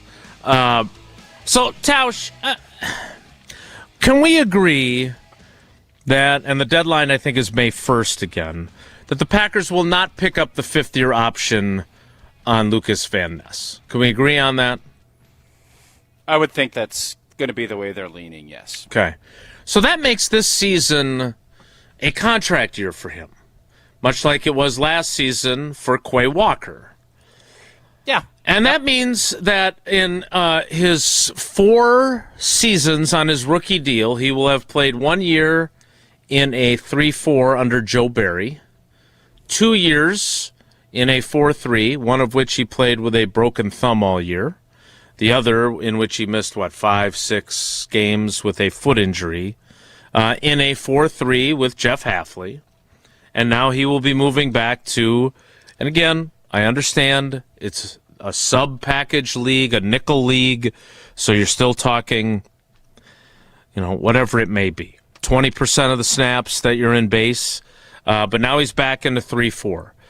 This is also someone who never started a game at Iowa and was drafted on, in part, kind of a projection about potential. Was drafted when they were running a 3-4. They had run a 3-4 with Mike Pettin before that. Again, Mike Pettin was multiple. He could do other things. So is Jonathan Gannon. How do you view the predicament that Lucas Van Ness finds himself in, and where do you think he's best from having watched him for 3 years? So I would not put him anywhere close to the Aaron Campman. Obviously, Aaron had established himself as one of the better 4-3 DNs. So Lucas Van Ness was drafted for potential. He was strong. He was bull rushing, first-round talented tackles in college. I thought his floor was he's going to be strong as a bull. Is he going to be able to improve his pass rush, get a little bit quicker, and be more disruptive? And I thought last year he was starting to show, some signs of things in that realm. And then, unfortunately, I think it was the Viking game that he got hurt. And, played okay when he came back, but wasn't, I don't think, the impact player that you're looking for from a first-round pick. So if I'm him, I'm excited. I think he's going to be in multiple spots. And we all know you get paid to rush the passer. And he's going to get opportunities. I don't think he's going to be a down lineman in the base defense. That's not going to be in pass rush situations. He will be out on the edge, or he'll be in a 3-tab trying to beat a guard. That would be where I see him. And if I'm him, I get as healthy as I can. I don't want them to use that fifth-year option. I want to force their hand by having a dominant season opposite Micah, Blank, and Parsons, where I know I'm going to get a lot of one-on-ones. I'd be chomping at the bit to get out there and be at edge guy. So where's the best spot for him? Being out on the edge is where I think. Is he – I haven't seen enough to know, can he drop in coverage? Can he do all those things? He is versatile enough to be able to do either if that's what they ask him to do. He's strong enough. And that multiplicity should be a great little joker or ace up Jonathan Gannon's sleeve to be able to utilize him. But he's got to stay healthy, and I think we need to see more production than what we have so far.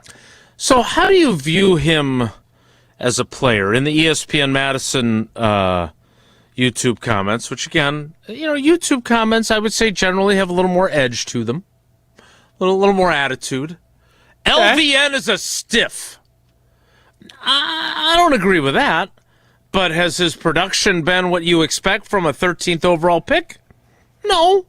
I think that's a fair criticism. No. And it isn't for him. It isn't for him either. So I think for everybody that's critical of what he's been able to do, he hasn't been able to stay healthy. And there's always excuses for all of it. And the beautiful part is, just like we're not talking about Wisconsin beating Michigan back in January, if Lucas Van Ness balls out and has a great next like Trey Hendrickson did, anybody talking about Trey Hendrickson's first couple years in New Orleans? Nope. No. So it does come down to you got to prove it when the money's on the table. Well, the money's on the table. And if Lucas Van Ness wants to be something more than a journeyman, he needs to have a really good season. So, yeah, up to this point, as the pick-swapping, limousine-riding 13th overall pick, been disappointed. No question. But all of that can go away if he comes out and has a good to great fourth season with the Green Bay Packers. So you made a great point about obviously being opposite of Micah Parsons. Now, that won't be in the opener. Micah Parsons, now maybe that'll change. Maybe he's so far ahead of schedule that he'll be ready to go week one. But even Micah Parsons himself had said on locker room cleanout day that he understood he wasn't going to be ready for the opener, but he wants to be ready sometime in September. But prize pick me on this. Last season, Rashawn Gary, who we thought was going to benefit immensely from Micah Parsons being lined up opposite him, and then didn't have another sack after he did not have another sack after Halloween, and Micah Parsons suffered his injury on December 14th. He finished with 7.5 sacks. If the prize picks projection for Lucas Van Ness sacks is 7.5, are you taking more or less for 2026? 7.5, I'd go less. Me too. Now, if he does more, then you feel like, okay, something finally clicked, right? He stayed healthy, the light bulb went on, and he had success. But I don't have any evidence to predict more than that. I think his career high is 4 sacks in his first 3 seasons. He did get injured on a sack. I think it was of Joe Flacco in the Bengals game when they faced Joe Flacco for the second time with a different team.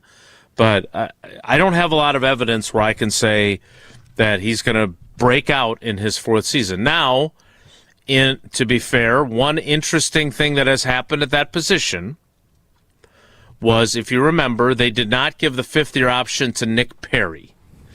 And they re-signed him to a 1-year deal for that 5th year for about half of what the 5th-year option would have been. And then he had like 12 sacks that season.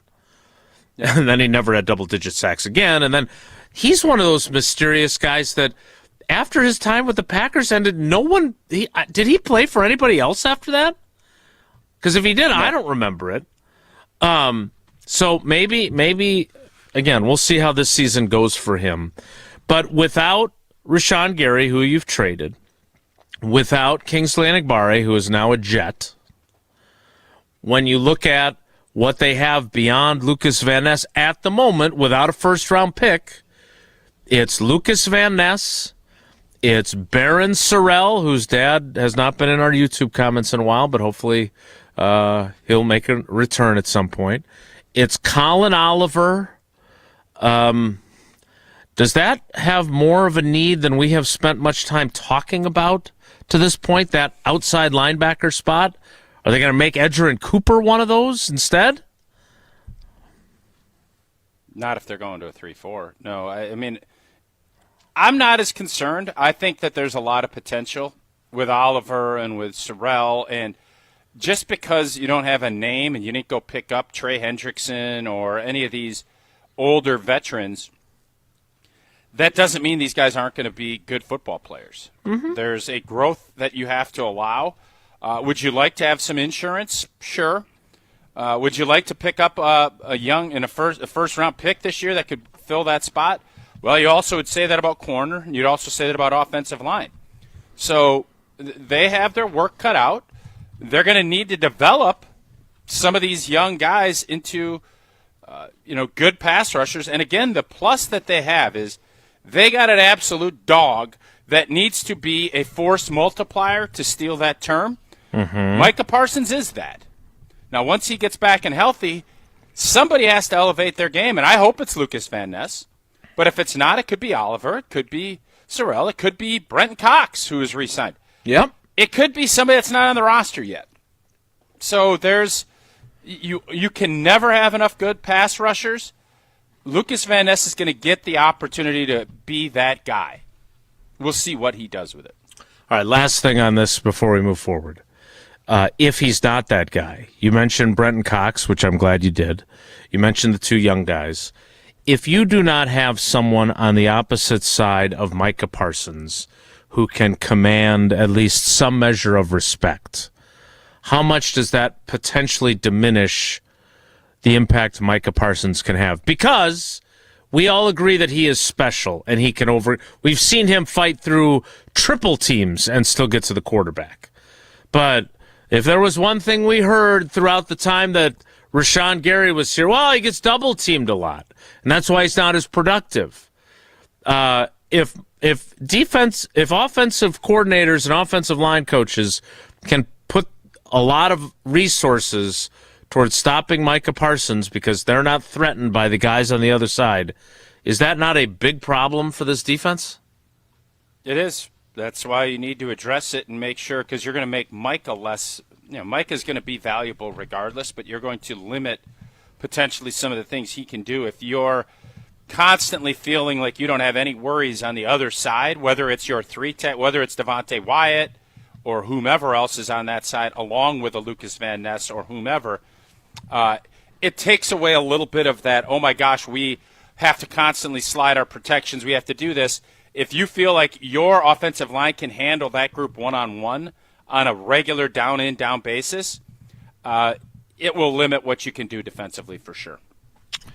All right, it appears that Jesse, in between his calling the Division III state tournament games and spending quality time in a sports book and losing his voice and being right about quarters and shot clocks and everything else, it appears that he also spent some time reading a very long Bill Barnwell piece, or at least he skipped to the part that mentioned the Packers. I skimmed it, yeah. We'll talk about that coming up after I tell you about Walney Legal Group. We had a great lunch during the tournament at the 3rd Street Market Hall with their team, and I'm excited to finally get my act together when it comes to estate planning. And Walney Legal Group specializes in estate planning, wills, trusts, probate, elder care, and special needs planning. They offer a customized, personalized experience, not a cookie-cutter, one-size-fits-all solution. And as we discussed at lunch, estate planning, for me and everyone else, is an uncomfortable necessity. And Walney makes it smooth, easy, and as painless as possible. They take care of you from start to finish, and I look forward to getting started and getting it finished. Their motto is lawyering the way it should be, with clear communication, expertise, personal service, and a modern approach. So now's the time. If you've been putting it off, like I have, now's the time to make that change and get it done. Visit WalneyLegal.com to start a conversation, no matter where you're at in the process. WalneyLegal.com. That's WALNY legal.com. More Wilde and Tausch straight ahead. Stick around. This is Wilde and Tausch, driven by Zimbrick Chevrolet in Sun Prairie on 100.5 ESPN. See their full inventory at ZimbrickChevrolet.com.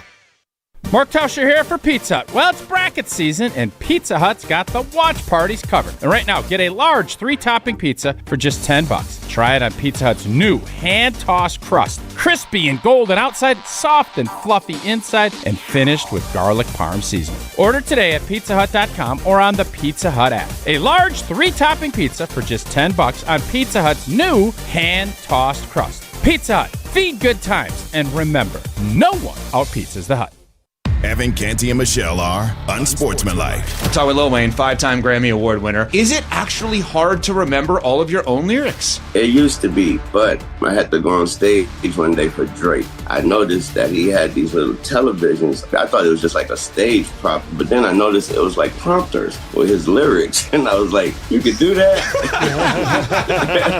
Unsportsmanlike. Weekday mornings from 5 to 9 on 100.5 ESPN.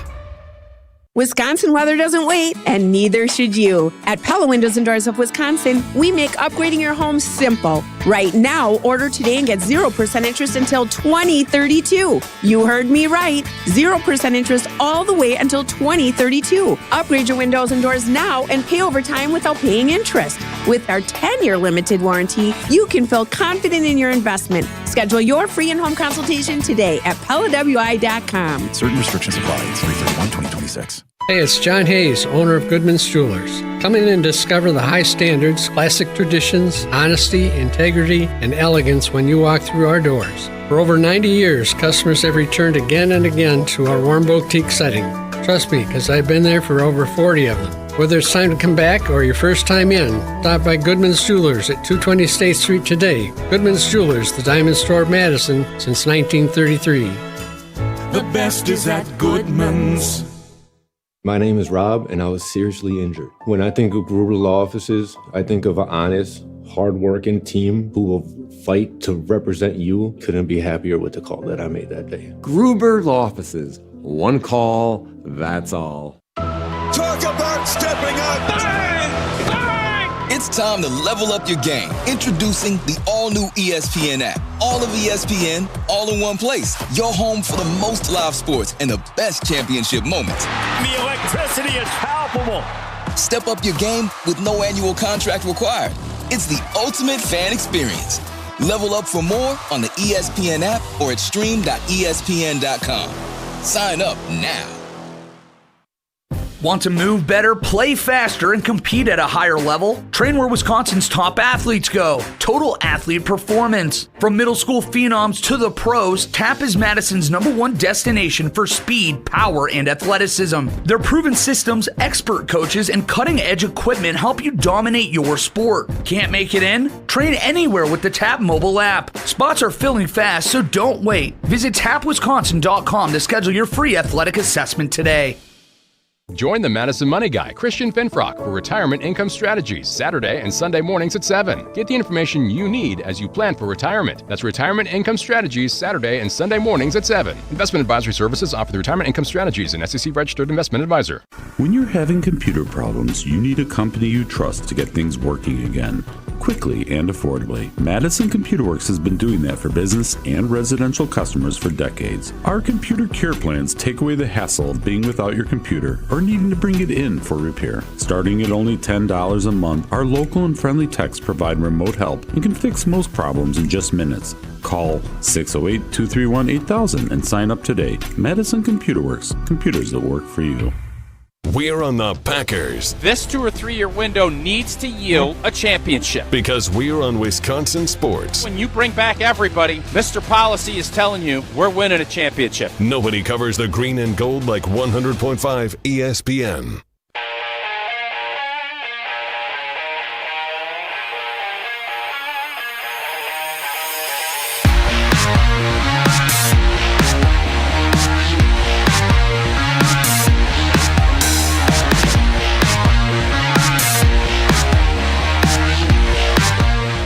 Jesse's got a little Where's Wilde scheduled for coming up next in the program, but before we can do that... Oh, I like that. What did Jason, what did you think? There's some breaking news this morning right before the show started with Jackson Smith and Jigba for Seattle signing a big, fat new extension. John Schneider signed his left tackle to a big, fat extension, both draft picks. And I think when you start looking at it, I think that was the 23 draft that JSN was in, because he still has 2 years left on his rookie deal. We haven't had any of those. Who has been a player that Brian Gutekunst has picked that we have preemptively, other than Zach Tom, tell me who we preemptively, other than Zach Tom, who have we preemptively, we know this guy's a dog and we're going to pay him early so that it's not going to get out of control, but we believe and trust that we can do it. Tucker Kraft will be that guy. Yep. But he's injured, so we don't know exactly how that's going to all shake out. But you want to look and figure out, Seattle's got a bunch of reasons they won a championship. Mm-hmm. They got lucky in that Thursday night game to have home field. They don't get home field on a fluky 2-point play and come back with special teams and Rashid Shaheed and all that. They ain't going to the Super Bowl. I don't care what anybody says. They ain't the one seed. They ain't going. But their draft and pay and develop guys has been better than what Green Bay's done. I can't. There's nobody I don't know who can argue with me on that. Today was just another reminder. And now JSN gets this big fat contract. You know what his 6-year average is going to be over the 6 years with his 2 years of rookie? And there's not going to get contention, and there's not franchise tag. They know who he is. They preemptively go out and they can let these guys announce that he's getting $42 million in new money per year. Mm-hmm. But you know what his average value is over the 6 years? No, tell me. $32 million. $32 million for the next 6 years. And most people would say he had the best season in the NFL as a receiver, and he's just getting started. Yep. Mm-hmm. That's how you win championships. Seattle did that. Green Bay needs more of it. And maybe it'll be Matthew Golden in a few years. Maybe it'll end up being Christian Watson later. But those are the type of contracts that you hope you're able to give out to players. And John Schneider's done it with his left tackle and his wide receiver. 2 key spots that are now secured up for the foreseeable future. First, the other members of the 2023 NFL Draft first round who went after Lucas Van Ness. Some very good players who went before him, obviously, including Bijan Robinson and Jahmyr Gibbs, Darnell Wright, Peter Skoronski. But after Lucas Van Ness, Christian Gonzalez, the Oregon corner, went to the Patriots at 17. Jackson Smith and Jigba, 20th, to the Seahawks. Zay Flowers went to the Ravens at 22, and Jordan Addison went to the Vikings at 23. That was that year that we thought maybe this is the year, a first-round wide receiver, and instead it was Lucas Van Ness. Now, to your point about guys that were worthy of being more than just draft and replace, but draft and pay, first of all, no one in the first round since he deemed Jair Alexander and Rashawn Gary worthy of big extensions, right? Since then, Jordan Love, he got the half measure 5th year, didn't pick up the 5th year option, signed into that half measure type deal, and then he got $55 million a year. But if you go beyond the first round, Zach Tom's the list. He's the list. I guess to some degree it was Elton Jenkins from the 19 draft that was the first one to get a legit extension, right? But not very many beyond the first round either. And to your point about if and when, and he will be healthy, I don't have any doubt. I shouldn't say it that way. But once Tucker Kraft proves that he's healthy, they will extend him before the season is over. Agree or disagree? I think they'll extend him before he's even healthy. So you think before the season starts he has a new contract? Absolutely. And if you were advising him... I don't think Tucker Kraft is going to... I mean, he is a competitor, and I think he'll be out there, but I would think from his perspective, get to the point where you're going to be cleared to play, and Green Bay can utilize that and probably get him for a little bit less, but he is going to be one of the highest paid tight ends, and I would think before Green Bay suits up for that Bear game opener or whoever they open against, because it sounds like Chicago might end up going to Seattle now. That might be part in play, so maybe they won't open against each other. But I would think before a regular season game is played, Tucker Kraft will have a new contract. And just to underscore your point, so JSN has 2 years left on his deal, right? He did. Yep. So he's going into his 4th year. So while and he really only. They had the 5th-year option in place. They'd already announced that they were picking it up, but that had not started. So the $42.5 million per year is new money, and so it's still this year still counts into the average. Just for those that were confused about that, I just want to clarify that for people. It's like that it's could like, be. I read a I'm tweet agreeing from with Adam you. Schefter. No. I thought the way you described it was perfect. There are some other folks that didn't. I'm sure Spotrac and everybody else will get all of that info, but the bottom line is you're preemptive, you are very particular, and I think that sends a great message to a locker room. When someone performs at that high a level, everything doesn't need to be acrimonious. Everything doesn't need to be a fight. Like the Cowboys, it seems like they fight. Oh, you're right. I get that you can't overpay every player, but there are some guys that have done so much. And by the way, you have to be careful. You don't want to pay old dudes that aren't going to perform. JSN is just getting started. He hasn't even really hit his elevator years yet. You want to pay those guys that have performed better than you anticipated and will continue to perform better than anticipated. You want them to know we appreciate you, we believe in you, and we want you to continue on this.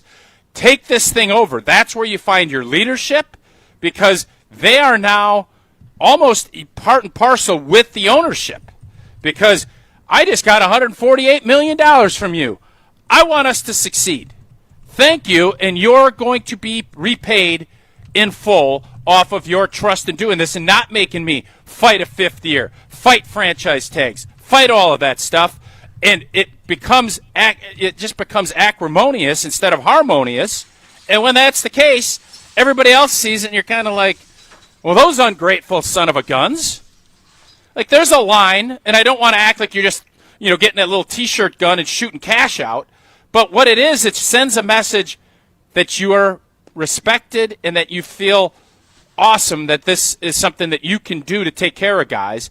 And by the way, in 2 years, you're going to say, thank goodness. I would guess JSN is going to Justin Jefferson's already looking at this in. I'm $7 million less than what old boy's getting? Yep. So let me turn this question around on you before we move on. Are there any players that you're looking at? Because a lot of guys left in free agency here, right? I mean, Shido got that prove it bargain basement deal. Not what any of us were expecting. Quay Walker got paid. Romeo Doubs got paid. Are there any players, we use the John Runyon Jr. example repeatedly on this show, are there any players that Goody didn't pay that you think, you know what, he should have paid him? I don't know if there are. And JJ Enikbare. Okay. I think JJ Enikbare would have been a guy, especially last year when you started giving him reps at the end of the year ahead of Rashawn Gary. Mm-hmm. Now, maybe JJ said, you know what, I'm close to free agency. I'm just going to let it play. That's what it ended up working out, and he got 10 a year. I don't think Green Bay was going to give him 10, but let's say Green Bay goes and says 2 years, $18 million, we're going to give you 12 guaranteed for 2 years. Right. You know what you're getting with JJ Enikbare. Right. And you just asked the question, who's going to be there if. You know old boy is a player. Yep. And more opportunities can be good for him. But that's not the road they went down, and we'll see what they're going to do in replacement of him. So does that mean, because I agree with you, I think that was someone that we talked about before free agency, that I thought maybe they would retain him because of what he did. He made some important plays down the stretch of the season. He did play more than Rashawn Gary. Is that an indictment then that he's the only one that we're really arguing they should have paid that they didn't out of his most recent draft classes, plural? Is that an indictment of who he's picked then? That there is no guy where we're saying they definitely should have kept this guy? No one is saying that about Romeo Doubs, who, by the way, was a damn productive guy for them. Never had a 1,000-yard season. Never had a 100-yard regular season game. I'm glad you brought him up. Mike Reese from the Patriots, your team. I don't know if he's your teammate or how that all plays friend. out. Yep. But I'm going to go on a call with him. He's doing a story on Romeo Doubs, and he basically wants to know, why didn't Green Bay bring him back? And I think it's got to be because of Matthew Golden, and it's got to be, I think, partially because of the thing that happened a couple years ago. Mm-hmm. I don't know why. Is it just because it was going to be too costly? Because I'm sure they could have went to Romeo Doubs last year and paid him. They decided not to. And I think it's the right move, by the way. But what am I telling Mike Reese today why they didn't? So I would argue that the timing, and again, however you want to view this, I know there are some folks that get very irritated when we criticize Romeo for this, saying it was a mental health issue. It wasn't unhappy with his role. It was explained to me as he was unhappy with his role. And he was unhappy with the game plan. And by the way, that can affect your mental health, too, just for the record. Right, no doubt. But the timing of that could not have been worse, right? That was like early October of the 2024 season, right? And he does this, and there were certainly people inside the building that I know for a fact that were like, well, how can we trust this guy again? How do we believe in him? Mm-hmm. And to his credit, I think he did a pretty darn good job of, I think he weathered the storm really well. Right, yep. and showing, hey, you can believe in me, you can trust me. But, they may have forgiven but not forgotten. But, again, after going into last season, I was told that the mentality inside the building was, hey, go out there and ball out for us and earn yourself a big paycheck somewhere else. Because, and maybe it's different if they don't draft Matthew Golden in the first round. Maybe, right? Because that's one fewer guy that is in that group. But I think he kind of wrote the end of his story in Green Bay when he did that. And I also think they look at him more as a 2-3 than a 1-2. And when you're looking at how you're going to break this thing down, they look at Jaden Reed as a kind of in that same boat. I don't know who else is going to elevate. And I think they want to have 2 1-2s and not 2 2-3s. Mm-hmm. Romeo Doubs would have been a 2-3. Yep, I would agree. And you're paying him $18 million a year or whatever that number is, where you could utilize that in some other ways. But at some point, you got to pay guys. And Romeo Doubs, you could really argue, is one of Goody's better draft picks from a production standpoint. He came in, he produced. He never was but he was never a first-round pick. I would say he overproduced for where he was drafted. Agreed. Over the course of his time. Well, let's be honest. I believe both those guys were fourth-round picks in the 2023 draft? 2022 draft, right? Romeo Doubs and Zach Tom were both fourth-round picks. Romeo Doubs pick 132, Zach Tom pick 140. So Goody's 2 best picks, other than Tucker Kraft, were guys he took 8 picks apart. And Jordan Love. In the fourth round. Put Jordan Love up there ahead of those two, too. Yeah, again, I think I think reasonable people can argue that if you pick the right player there, you have a Super Bowl title in 2020 with Aaron Rodgers, and you don't have your future quarterback, and you have to find somebody else because you didn't draft him there. But I do think that he has played well. He's a very good player, but I won't join that club only because we'll never know what might have happened. But we have certainly seen rookies have impacts. You don't have Jordan Love ahead of Zach Tom or Romeo Doubs? In terms of the absolute value of the selection? And given the... Yes. Yeah, no, I don't think I do. I mean, he's a really good player. Yeah. Because of what 2020 ended up being. Surprising.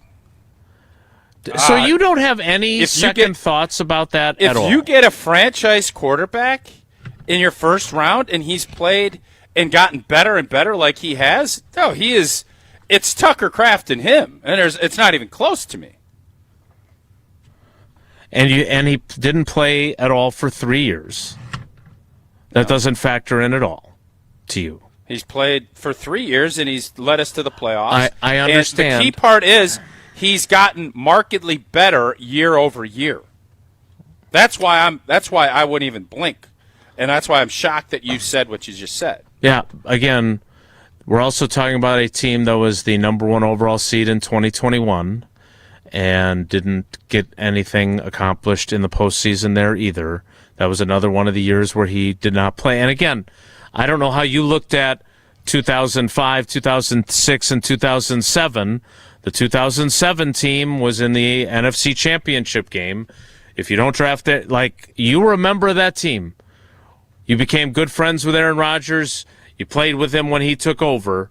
There was no part of you in 2007 that ever wondered if there was a guy that would have been in his 3rd year that would have been a difference maker in that game. That never crossed your mind. No, I will say in 2005 I had those thoughts, but that was quickly eliminated when we stunk. Right. But yes. But the 2020 team did not stink like the 05 team. There is no veteran player worth a lick that is saying, boy, I'm glad we drafted for a guy 3 years down the road. Of course not. That's why players don't draft players. That's why you need someone with a vision and not having a head coach or current players drafting your lineups, because you wouldn't never make the move that Brian Gutekunst made in 2020. And by the way, then we'd be sitting here right now debating, should we pick up Kyler Murray or should we pick up Tua Tagovailoa to be our quarterback this year? I'm glad we're not living in that world, if I'm being honest with you. That's fair. The Seattle Seahawks just won a Super Bowl with Sam Darnold, though, right? So isn't that the counter argument? And they also won a Super Bowl because they had 2 draft picks in their top, that is their starting left tackle and a stud wideout. That made Sam Darnold's life a little bit easier. And they also won a Super Bowl with a guy they drafted to and play they also quarterback picked up a punt in the returner 3rd round. that made huge plays in a playoff game and in the most important game of the year, that Thursday night game, to get the 1 seed. Right, but aren't they proof that you don't necessarily have to draft your next star quarterback in the 1st round and have him sit for 3 years? Let's see how things go for the next 3 or 4 years. We were just praising Schneider for what he just did to lock up 2 guys. He got a championship, man. He won a championship. You have to praise guys. John Schneider's done a great job. But if John Schneider could have a franchise quarterback that he knows is set for the next 10, is he redoing Sam Darnold's deal and giving him a 5-year extension? I haven't seen it yet. No, but he also drafted his franchise quarterback in the 3rd round out of the University of Wisconsin. Kudos to him. I'm just saying he's won 2 titles now without selecting his quarterback in the 1st round and having him sit for 3 years. I'm not saying anything negative about Jordan Love. He is a very good player, and I am glad the Packers have him. But you put Romeo Doubs and Zach Tom ahead of him as far as productive draft picks. That is saying something negative about about because they played all the time during their time here. Yeah, quarterback is more important. Listen, man, you have the right to your opinion. I don't have to agree with it. I'm not asking you to agree. I'm asking to acknowledge that the Seattle Seahawks way has worked better than drafting Aaron Rodgers' replacement in the 1st round, and having him sit for 3 years. They won with a 3rd round pick. Jordan Love? Would John Schneider want Jordan Love quarterbacking his team or Sam Darnold if you got a couple beers in him? I don't know, but I think he'd rather have a Super Bowl championship than 3 7th seeds. Everybody knows that. Who would he want as his quarterback? I just think it's... What future would he feel better about, having Jordan Love or Sam Darnold? Maybe you might be right. He might say, I'd want Sam Darnold because I can spend that extra $15 million a year, and Sam Darnold's a good player. He might say Sam Darnold.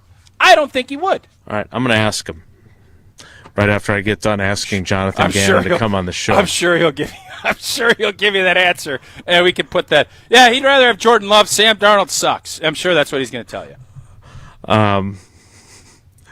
I would rather have you tell me about Annex Wealth Management and your next financial workshop and webinar you've got planned.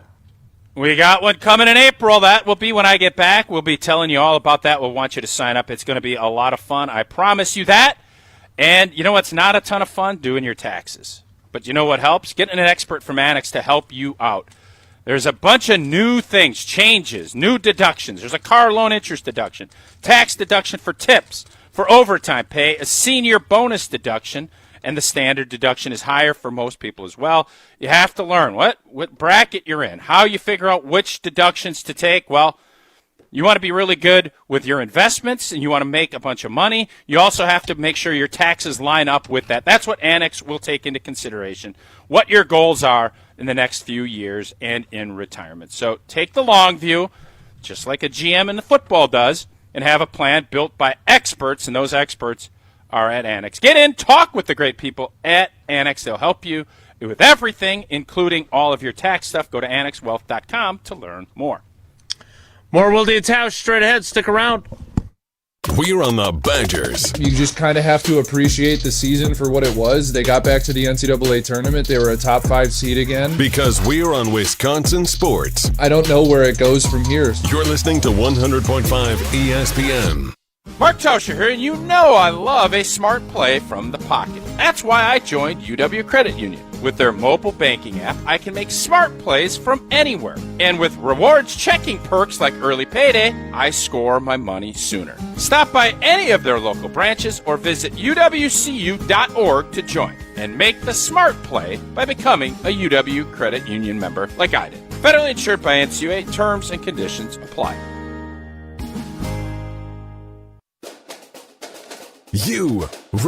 Rah. Pella Windows and Doors of Wisconsin present your Badger Minute. Here's Pablo Iglesias. This Badger Minute is brought to you by Steinhoffels. Upgrade your sleep game during Steinhoffels Mattress Madness. Get top brands, unbeatable prices, free delivery, and a 120-night sleep guarantee. Only at Steinhoffels. It's a great day for hockey. It's a great day for your 9th national championship.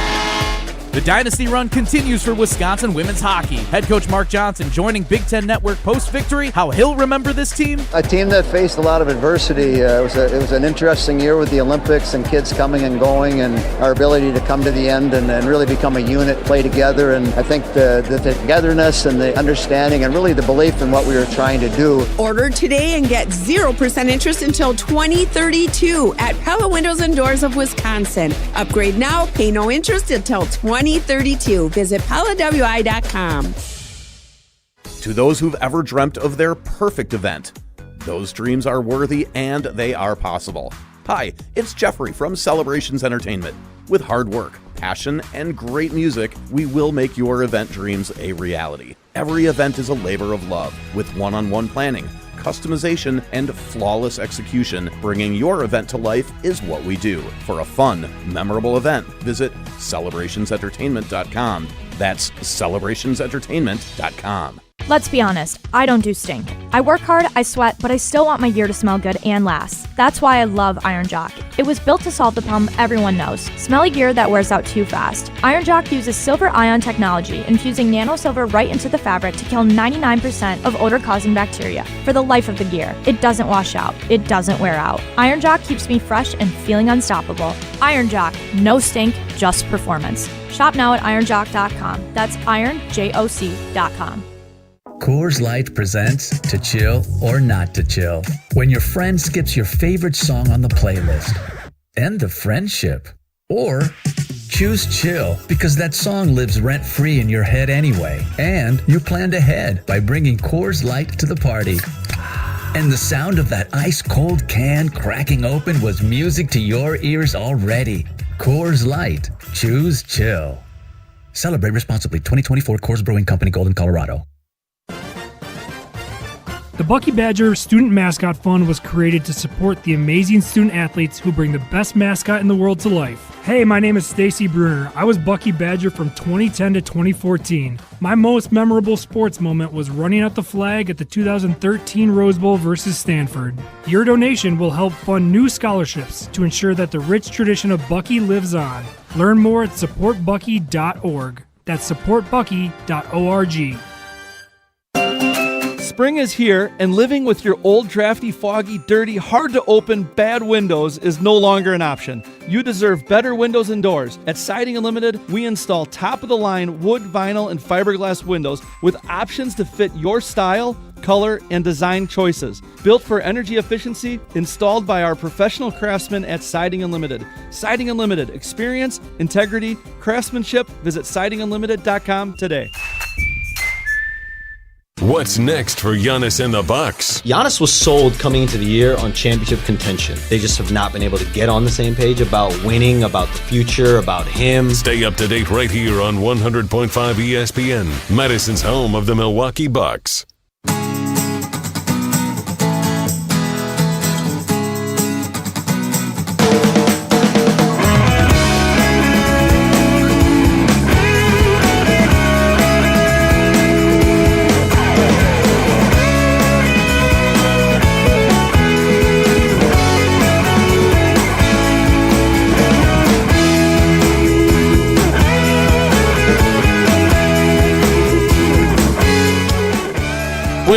We'll save Where's Wilde till tomorrow, since we got into that lengthy discussion about Goody's drafts and I had some fun debates over the weekend with some folks on our conversation on Friday about where the state of Wisconsin lands as an overall fan experience of the results of their team. And I know Jesse was out winning a bunch of money somewhere random. But the more I talked, and I said we were top 5. I didn't say we were 1 or 2, and I got a lot of pushback on some other cities. Now, it's not states. We can't go up against L.A. and Texas. There's too many things. So Jason kind of prefaced it back saying, all right, you can go San Antonio, you can go Houston, Dallas. And I feel very strongly that we're top 5, even with our lack of championships. And now you add another women's championship to our coffers. Although I said hockey's out of play because we don't have a team, I feel good about saying we're 5. And I kind of want to examine that again to see if maybe I want to, because I always tell you I want my blind spots. Tell me about my blind spots. Am I being too homerish? Am I being too, oh my God, we have it pretty good here? And if I am, I want you to push back. I got some pushback. I felt like I shoved back enough to levy myself in that 5 slot. And we'll see if that's accurate or not. All right, well, we'll do that to start the 11 o'clock hour. But first, I need to tell you about Thanalysis Live. And we've really shifted the focus a bit of our promotion of this great event away from my woo! I don't know if it's because my woo was not very good or what the reason is, but I know we're really excited about this event, and now you can get ready for it later this week on Friday with our buy one, we buy the other offer for Thanalysis Live. That's right.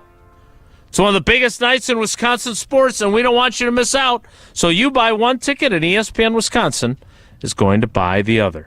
Be there for a night that will have everyone talking. It's Friday night at the Riverside Theater, Thanalysis Live, completely unpredictable with Thanasis Antetokounmpo and Ric Flair. And I guess they're no longer surprises, right? We got The Miz, we got Pat Murphy coming. One day after making his first career opening day start, The Miz will be there. How about that? So if that's not a good reason to go, I don't know what is. You want to make sure you get your tickets now. Go to taliveshow.com and then make sure you enter the code to get your buy one, get one. The code is ESPNWI BOGO.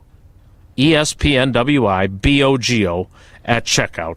And that will get you your buy one, get one to see all the stars on Friday night. Woo! Buy one ticket for Thanalysis Live on Friday night at the Riverside Theater and get one free at taliveshow.com. The 11 o'clock hour of Wilde and Tausch starts in 2 minutes, so stick around. Don't go anywhere. Another hour of Wilde and Tausch, presented by Pella Windows and Doors of Wisconsin, is coming up next on ESPN Wisconsin and the ESPN Wisconsin app. Mark Tauscher here for Iron Jock. As a former athlete, I've worn just about every type of workout gear there is, and nothing compares to Iron Jock. Their performance apparel is built to fight sweat, odor, and bacteria, keeping you feeling fresh no matter how hard you push. From the gym to the pickleball court, Iron Jock keeps you dry, comfortable, and confident. Upgrade to Iron Jock. Available now at ironjock.com. This is Wisconsin linebacker Mason Posa. Mason Bosa shuts the door. You're listening to 100.5 ESPN WTLX Monona, Madison. Broadcasting live from the Everlight Solar Studio, this is your Metro Kia of Madison Sports Center. Good morning, Madison and streamers everywhere. I'm Jesse Nelson. Sports Center brought to you by Ridgetop Exteriors, trusted and local experts providing the best quality roof, siding, windows, and doors, expertly installed and at an affordable price. Get your free estimate today at ridgetopexteriors.com. Congratulations to the Wisconsin women's hockey team, national champions for a 9th time in program history. Wisconsin takes down Ohio State. The two teams meeting in the national championship game for the 4th straight year. Wisconsin's now won 2 straight and 3 of those 4 meetings. 3-2 the final score yesterday afternoon in Pennsylvania. 4 Wisconsin players now winners of an Olympic gold medal and an NCAA women's hockey national championship in the span of 31 days. Well done, Wisconsin women's hockey. Wisconsin men's hockey back in the NCAA tournament. They square off with Dartmouth in Worcester, Massachusetts on Thursday. Puck drop around 4 o'clock for that one. Wisconsin women's basketball continues postseason play in the WBIT after beating Miami yesterday. Wisconsin hosts Harvard at the Kohl Center Thursday night at 6:30. Metro Kia of Madison, Madison's trusted Kia dealer. Stop into Metro Kia on the east side of Madison or metrokiaofmadison.com.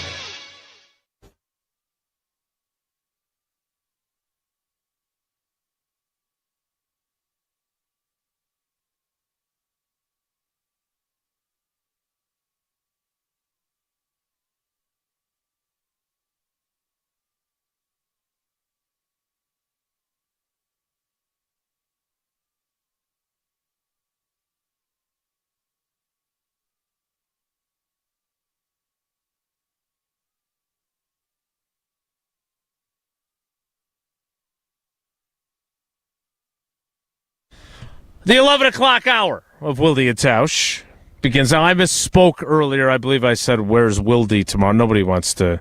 Bulaga doesn't want to play that. He wants to get after Jesse for Iowa's success and the Badgers' failure. We'll do Take It to the Bank tomorrow.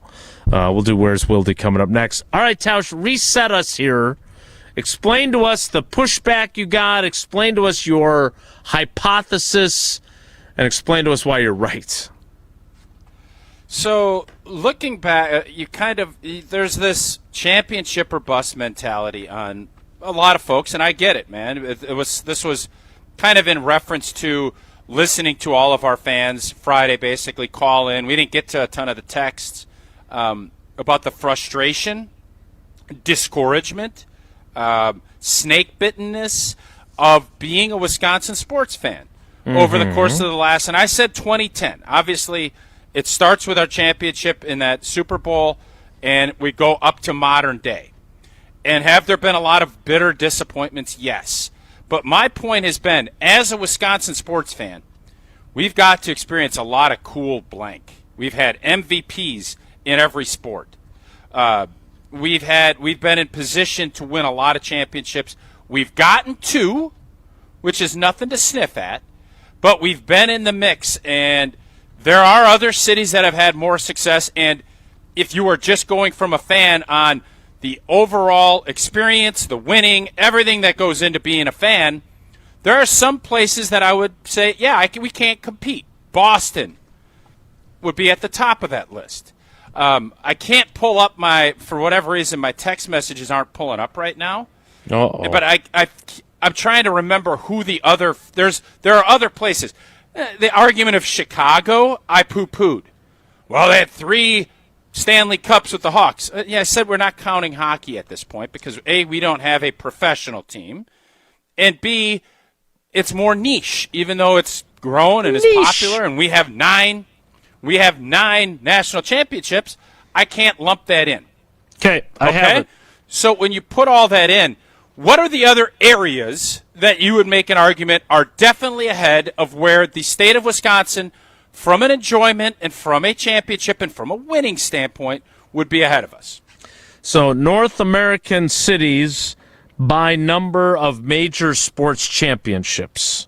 And again, Green Bay with its 13, plus the Bucks with 2. If we take Wisconsin instead of Green Bay or We'll Milwaukee. go 2010 to 2025, though, just to make sure that we're all on the same page. I understand. We're not going from the history of whatever. I understand. I'm going with what I've got from Joshy, who does such a good job of sending us all the random stuff he reads. Now, obviously, New York, because of the Yankees and all their titles. I have it in front of me, Jason. Los Angeles, Boston, Kansas City, Philly, Seattle. Those are the other. San Francisco? What has San Francisco done? Well, San Francisco, the Giants have won a World Series. They won 3 from 10 to 14. And they went 3 out of 4 years. They won a World 3 out of 5. They won all the even years, 10, 12, 14. And then aren't the Golden State Warriors part of that equation? That's the Bay Area. They play now in San Francisco. Ooh, that wasn't even listed. Okay, Los Angeles, the Lakers got a fake bubble championship, and the Dodgers spent $300 million more. But I can understand you putting Los Angeles ahead of them. The Rams. I'm going to battle, but I'm going to give it to you. Yeah, I give Los Angeles to you, even though probably not completely fair. I'm going to give it to you. Boston, Los Angeles, with San Francisco. I didn't know that the Giants won 3 out of 4. That seems. I have to fact check it. I'm not going to argue with you because I'm sure you're right. Plus, the 49ers have been really good. They haven't gotten over the hump and won. They weren't good until Harbaugh got there. Hey, go back and check how good they were. They had 5 or 6 years of garbanzo. But didn't Harbaugh get there in 11 or 12? Like, this is right Probably around the 12. wheelhouse we're talking about. All right. Okay, San Francisco is ahead. I'm giving you San Fran. So I'm giving you Boston. I'm giving you San Fran. I'm going to give you L.A., but I don't want to. L.A. is a bubble for me. L.A.'s bubbled. Quick fact check for those of you playing along at home. The San Francisco Giants won the World Series in 2010, 2012, and 2014.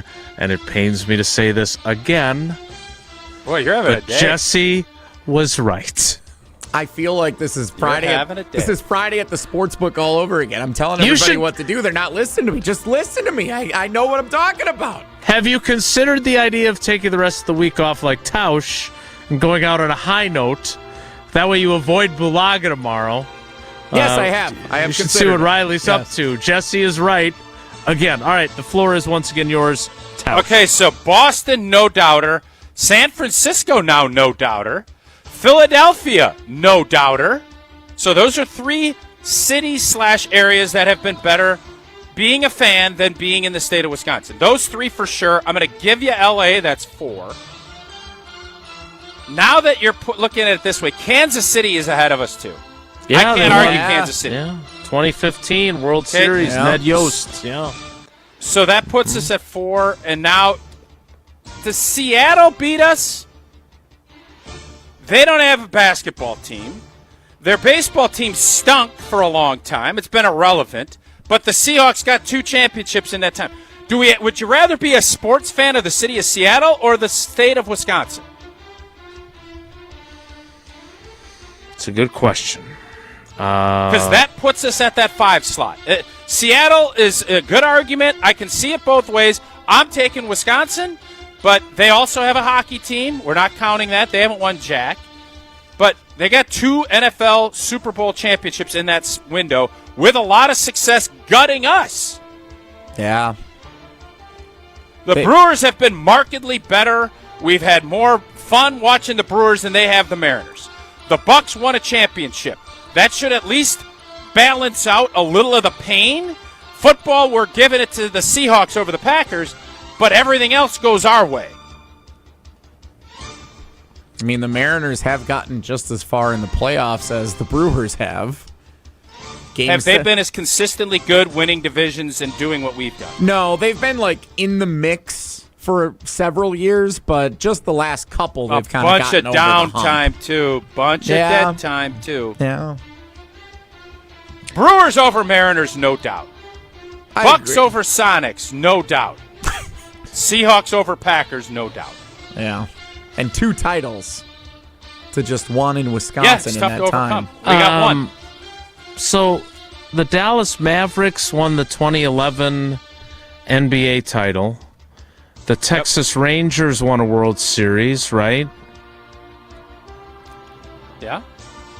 Okay. I still go with us. We've had an MVP and we've had a lot more success winning games. If it's just about championships, which I don't think, I mean, it is a huge part, but our enjoyment, and maybe I'm wrong on this. Now, you guys are sitting here saying it ain't even maybe a top 10. I would push back. Top 5 is getting to be a little bit more of an outreach than I thought. Denver was another one that my brothers brought up.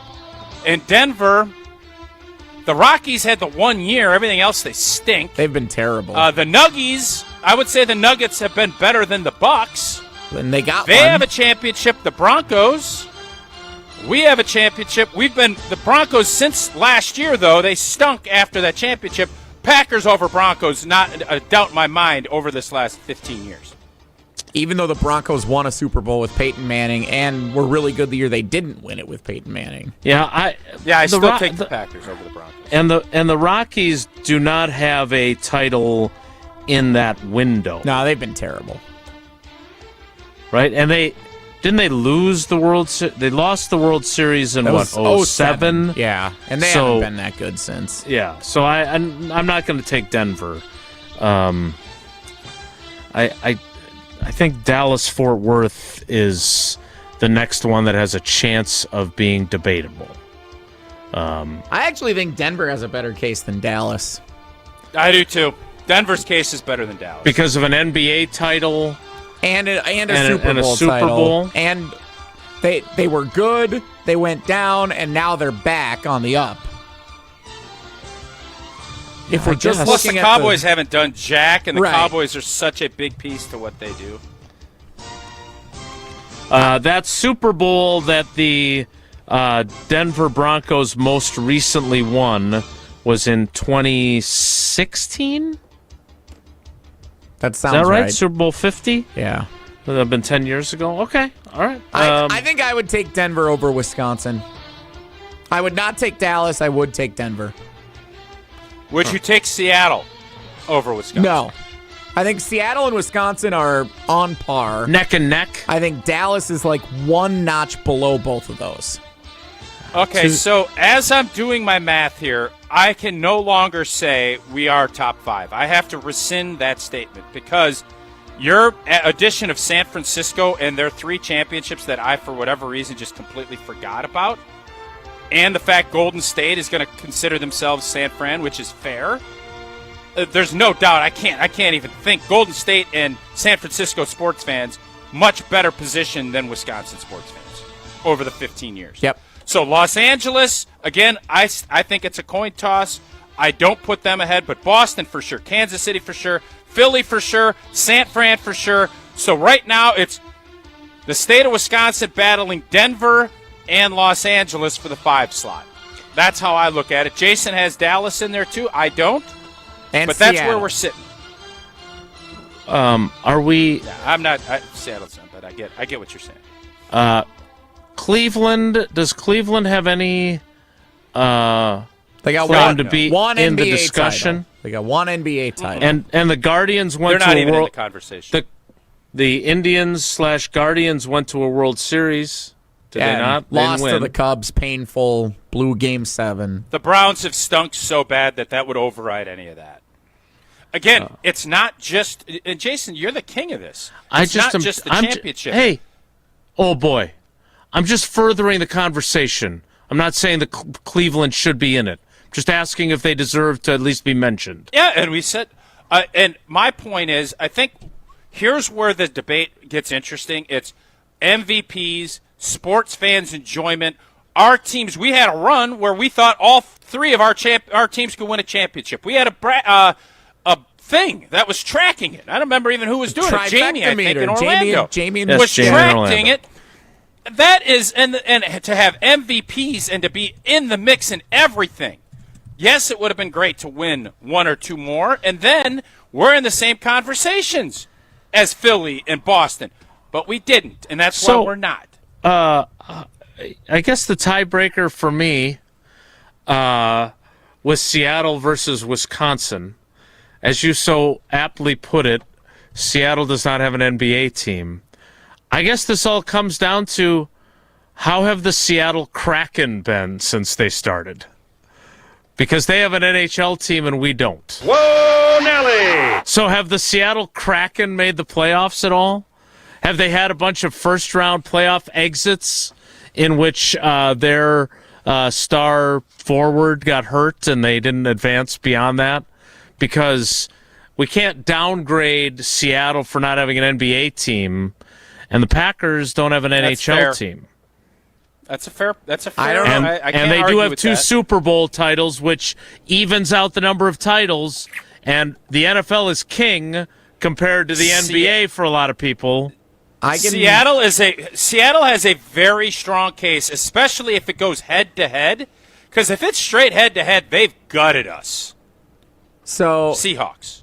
If we're comparing the Bucks and the Seattle Kraken, and that Ray Allen trade, even though that was pre-2010, I want to be very clear. Stinks. I'm not comparing the Bucks to the Seattle Kraken. Are, for the sake of the an discussion. Expansion team. The Bucks, the Bucks have the been city better. of Chicago has also been brought up by these guys, and I poo-pooed it at first. Again, I take hockey out of the mix because they have an NBA team. Hockey with their Blackhawks championships, and by the way, they've stunk since, but they got Bedardsey. There's no reasonable person could tell you that Chicago sports fans have had it better than Wisconsin sports fans from 2010 to 2026. No. Can they? 3 of those teams have been terrible. Yeah. Well, they still have the 90s Bulls, though. The Seattle Kraken, by the way, in case you were wondering, which I was, they have been, this is their 5th year in existence. They have been to the playoffs once. I do not know where they are in the current NHL ranking standings, but they did qualify for the playoffs during the 22-23 season. All right, so we're giving Wisconsin the nudge over Seattle. No, I disagree. I think we're giving Seattle the nod over Wisconsin. I also think we're being too dismissive about the Mariners versus Brewers comp as well. No, the Brewers have been better over the long period of time. And we've had MVP. I know we don't have a catcher named Big Dumper, but are we top 5? I think I'm going to have to lean that we might not be, even though I was blank sure of it on Friday. I have to reevaluate. I think it's a lot tighter. That San Francisco threw me off. I don't know why they didn't bring that up, because that was not on my radar, but it's 100%.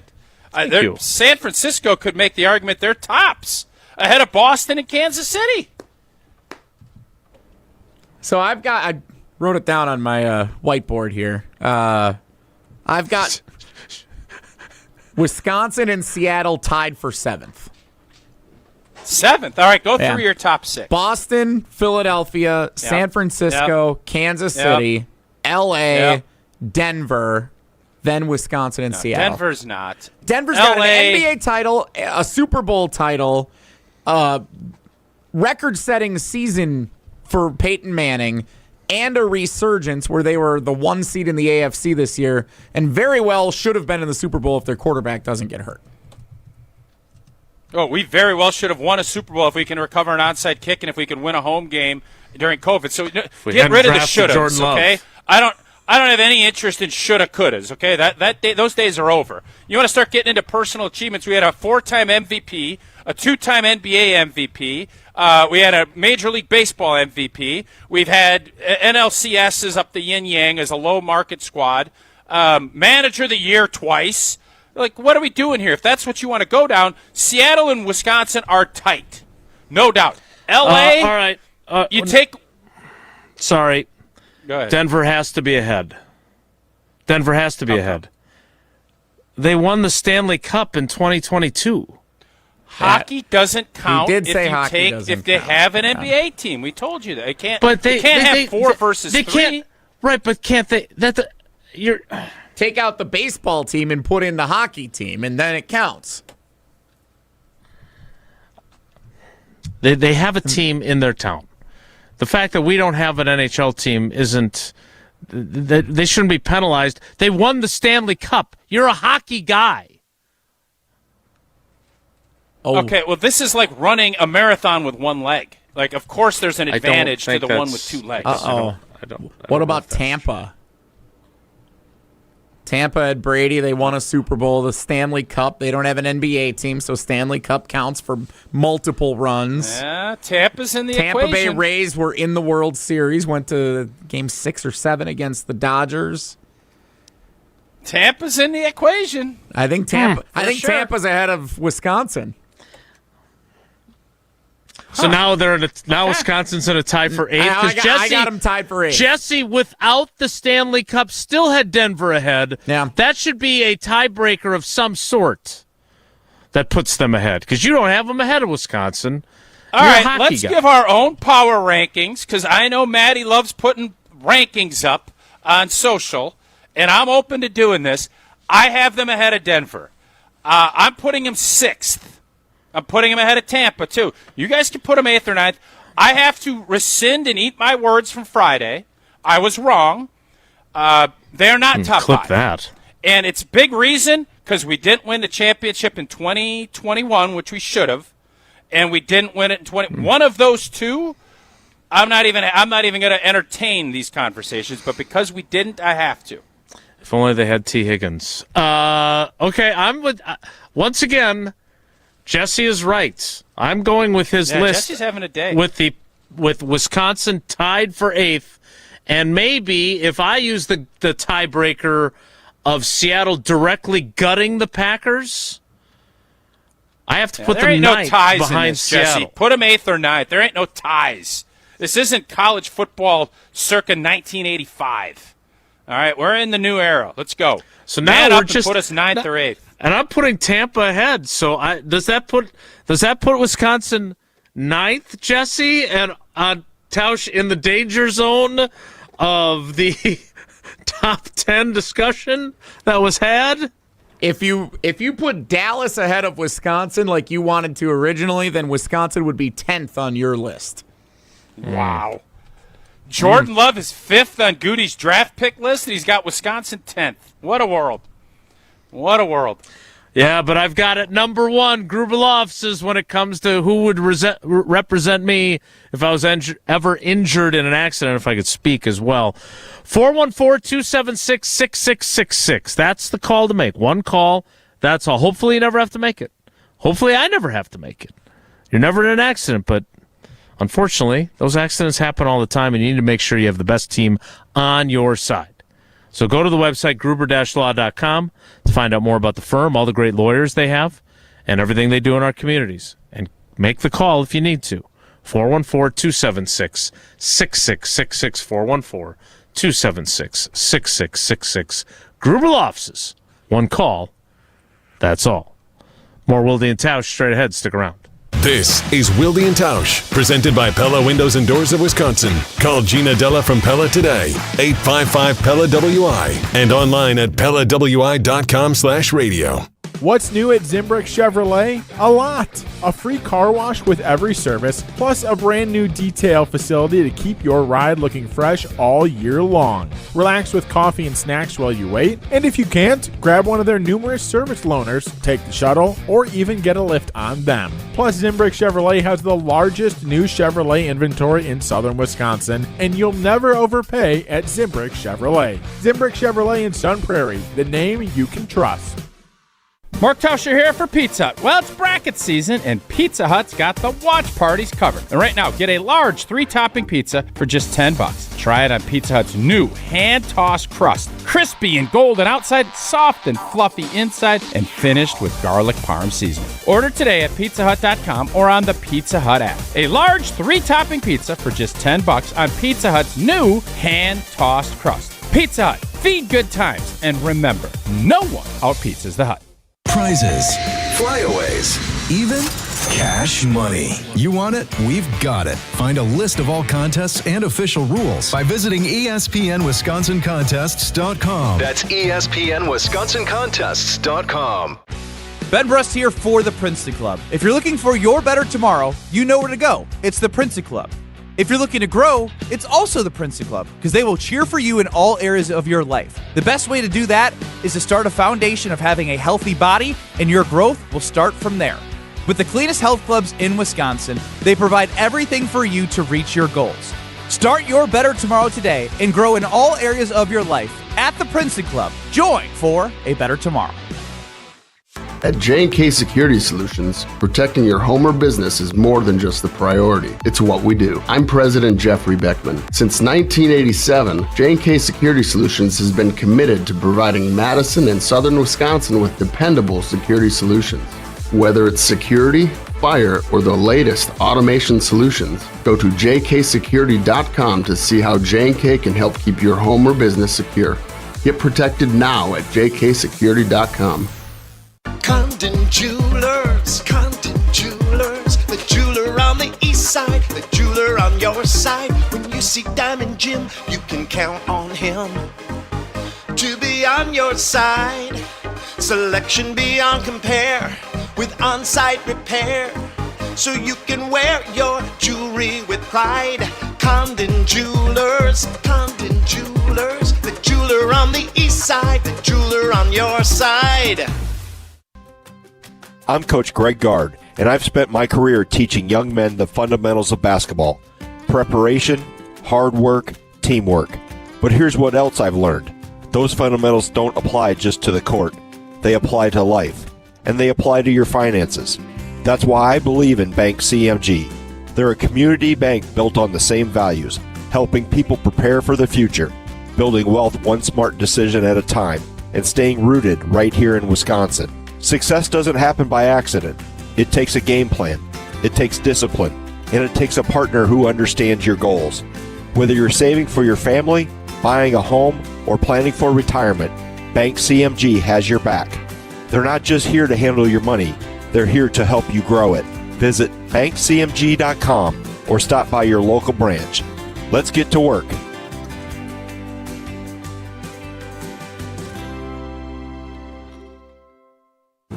Every act of change begins with a neighbor. When neighbors connect through the Feeding America network, small actions ripple into lasting impact. Feeding America, led by neighbors. Take action to end hunger now at feedingamerica.org. Wilde and Tausch on 100.5 ESPN is brought to you by Everlight Solar. Save money, save the planet. Everlight Solar.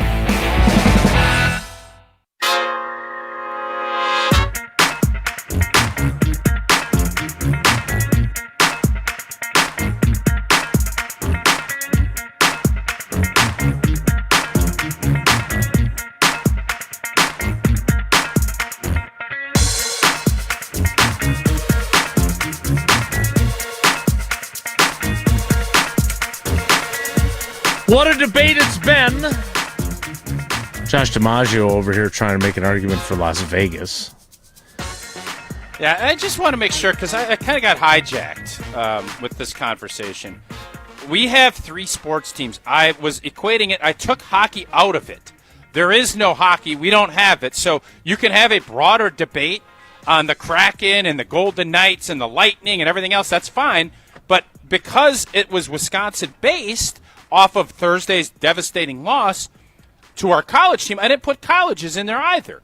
It was these 3, which are the most popular, even though hockey is climbing and soccer's eventually, everybody keeps telling me soccer's going to take over. We'll see. Those 3 sports are the ones we can just judge against. So I'm sticking with that. You guys can go off of whatever tangent you want. I'm going off of my initial list, which is what I was debating when we started. Yeah, and my only pushback on that is if you live in that town and you're lucky enough to have all 4 sports, then they should all count. And unfortunately, we're cheating in and of itself because Milwaukee does not have an NFL team. We're counting the state as opposed to the metropolitan area to make our argument. And having a Stanley Cup, which is a big blanket deal, well, we should just not. If we're going to throw out a team for each one, then let's throw out the baseball team because their baseball team has been crummy since 2007 in Denver. But again, so who were the people that prompted this pushback? I'm just trying to look. Now we have the Las Vegas Aces have entered the chat with Joshy. What are we doing, man? I had a set thing, and if you didn't want to play it that way, great, come up with it. I get your point, Jason. Sports fans can enjoy all this. I literally was trying to keep it Wisconsin-based because we are a Wisconsin show. But we're Packer comparing. dominant But we're comparing Wisconsin those to three these other places. Those three, yes, the three things, and that's where Seattle, even without having an NBA team, makes a really good argument that they're in the mix with us. But that's where I started this conversation, and yeah, I get that your fan experience. If you love hockey, Chicago's a better place because you can go watch the Hawks and Bedardsie, but that's not where we're at. But now we're going, the Las Vegas Aces won 4 champions. What? All right, Las Vegas was a bridge too far. But hey, once they What get is it? I don't know. once they get the Las Vegas Athletics, or what are they calling them when they eventually get there? Uncertain at this point. They don't have them yet, and I don't think anybody's making an argument for Sacramento or wherever the heck they're playing. Where are they playing this season? Are they taking their show on the road again, the former Athletics? I know the Brewers play them in Vegas, but I don't think they're playing every game in Vegas this year. I think they're still in Sacramento. What a weird deal. Jesse, how has the text line, the Carbless Talking text line, reacted? Mixed. 608 texts in here. If you're including college, then Michigan/Detroit would have a pretty good argument, which I don't think that's actually true. Les Tausch would prefer it you didn't hijack the argument. You guys can hijack. You can hijack it on the YouTube. I mean, I said clearly Thursday, the debate was brought up and discussed about the three, not about hockey and everything else. I specifically said hockey is not going to be included because we don't have a hockey team, but yet we're sitting here breaking down the Kraken's schedule. So I get it. I mean, hockey is an enjoyable thing. I love going to hockey games. You're right, fan experience. I'm at a loss because I can't. Now you're comparing apples to oranges, not what are the two types? Honey Crisp to Macintosh. Like it's either you can compare apples to apples. I can't compare apples to kiwi. Like it's just you might as well. Mike in Madison says, "What about Miami?" Because this would count the LeBron run in Miami where they went to 4 straight finals and won 2. How are the Dolphins doing that? How are the Dolphins in that? The Dolphins have not been good. However, they've had. How have the Marlins been? Miami's bunk. It's over. The Marlins have actually, they haven't been good, but they've been better than you think. But the Dolphins, if you actually look at it over the last couple of years, they've had almost as much playoff success as the Packers. Okay, I'm sure being a Dolphins fan has been just as enjoyable as being a Packer fan in the last 15 years. Okay, you go ahead and die on that hill because you'll be your first loss of the day. I'm not saying. I'm just saying the last couple of years. You just said it. The last couple and then of you years. put a comment in there to make sure you pounded it home saying, hey, man. Well, you asked. The playoffs. What about I didn't ask. Mo in Montana, what about Houston? The cheating champion Astros, J.J. Watt with the Texans, and now C.J. Stroud. Yeah, it's not close. Houston's out. Now we're They're stretching. not even in my top 10. But if you include college basketball, Houston was in the title game and a bunch of Final Fours the last couple of years. Kelvin Sampson. Maybe, you know what? How about this? I'm not going to tell. I'm going to be out, but next Monday when I get back, I am going to do pick your 3 best. I don't care what you're in. Give me your 3 best. So we got Wisconsin's women's hockey. Volleyball. Who are our 3 best? Volleyball. Volleyball's got 1 national championship. That's our best? Since 2010, they've been to the Final Four like 6 times. Okay. What's our 3rd? Bucks won a title. Well, there you go. I'm going to tell you this. If that's what we got, we're going to be pretty low on the 50 state ranks, I'm guessing. Associated Bank is at the top of the rankings when it comes to customer service. There's no debate about that. And they started right here in Green Bay. It's not branches that make a bank local, it's roots. And Associated Bank's roots run deep here in Wisconsin. Go to the website, Gruber. Listen to me. Go to the website, associatedbank.com, to find out more about how to make the switch, about all their great customer service, from their early pay to their credit monitoring to their fraud protection, and, of course, Brewers, Badgers, and Packers checking. AssociatedBank.com. they're at the top of anyone's list. Whoa Nelly is going to be preempted or brief next. It's Wilde and Tausch. This is Wilde and Tausch, driven by Zimbrick Chevrolet in Sun Prairie on 100.5 ESPN. See their full inventory at ZimbrickChevrolet.com. Brewers fans, this season Window Nation is bringing the excitement home. With the Tickets with Window purchase promotion, you could score tickets to see the Milwaukee Brewers when you upgrade your windows with Window Nation. Enjoy better comfort, improved energy efficiency, and unforgettable game day moments. As a proud partner of the Milwaukee Brewers, Window Nation is committed to quality products and expert service you can count on. Book your free consultation today and turn your next home upgrade into a win for the whole family. Visit windownation.com to schedule a quote. Mark Tauscher here to tell you a little bit more about Everlight Solar. We all know that electricity costs are on the rise. That's why you need to talk to my friends over at Everlight Solar. Their local team here in Madison is here to keep it simple. From your no-cost consultation to solar panel installation, the team at Everlight Solar will be with you every step of the way. Not only will they help you save money, but by switching to solar, you're also helping save the planet. Everlight Solar, a proud partner of Wisconsin Athletics. Check them out at everlightsolar.com. Beautiful day for Brewers baseball. Brats in one hand, your Brewers checking card from Associated Bank is in the other. And with a tap, it's 20% off gear at the Brewers team store. An express entry so you can tailgate longer. And up to 50% off home game tickets. All that power, all for the crew. Only with Brewers checking from Associated Bank. Join the crew at AssociatedBank.com/Brewers. Member FDIC. Wisconsin weather doesn't wait, and neither should you. At Pella Windows and Doors of Wisconsin, we make upgrading your home simple. Right now, order today and get 0% interest until 2032. You heard me right. 0% interest all the way until 2032. Upgrade your windows and doors now and pay over time without paying interest. With our 10-year limited warranty, you can feel confident in your investment. Schedule your free in-home consultation today at PellaWI.com. Certain restrictions apply. It's 3/31/2026. Hi, I'm John Hayes of Goodman's Jewelers. It's hard to imagine, but Goodman's has been the diamond store of Madison since 1933, which means your parents, maybe even your grandparents might have shopped with us. We maintain the same high standards, honesty, and integrity that kept them coming back time and again. Keep their history and our history alive. Shop Goodman's Jewelers today in the heart of Madison at 220 State Street. We're online at goodmansjewelers.com. The best is at Goodman's. Coors Light presents To Chill or Not to Chill. When your friend skips your favorite song on the playlist. End the friendship. Or choose chill because that song lives rent-free in your head anyway. And you planned ahead by bringing Coors Light to the party. And the sound of that ice-cold can cracking open was music to your ears already. Coors Light. Choose chill. Celebrate responsibly. 2024 Coors Brewing Company, Golden, Colorado.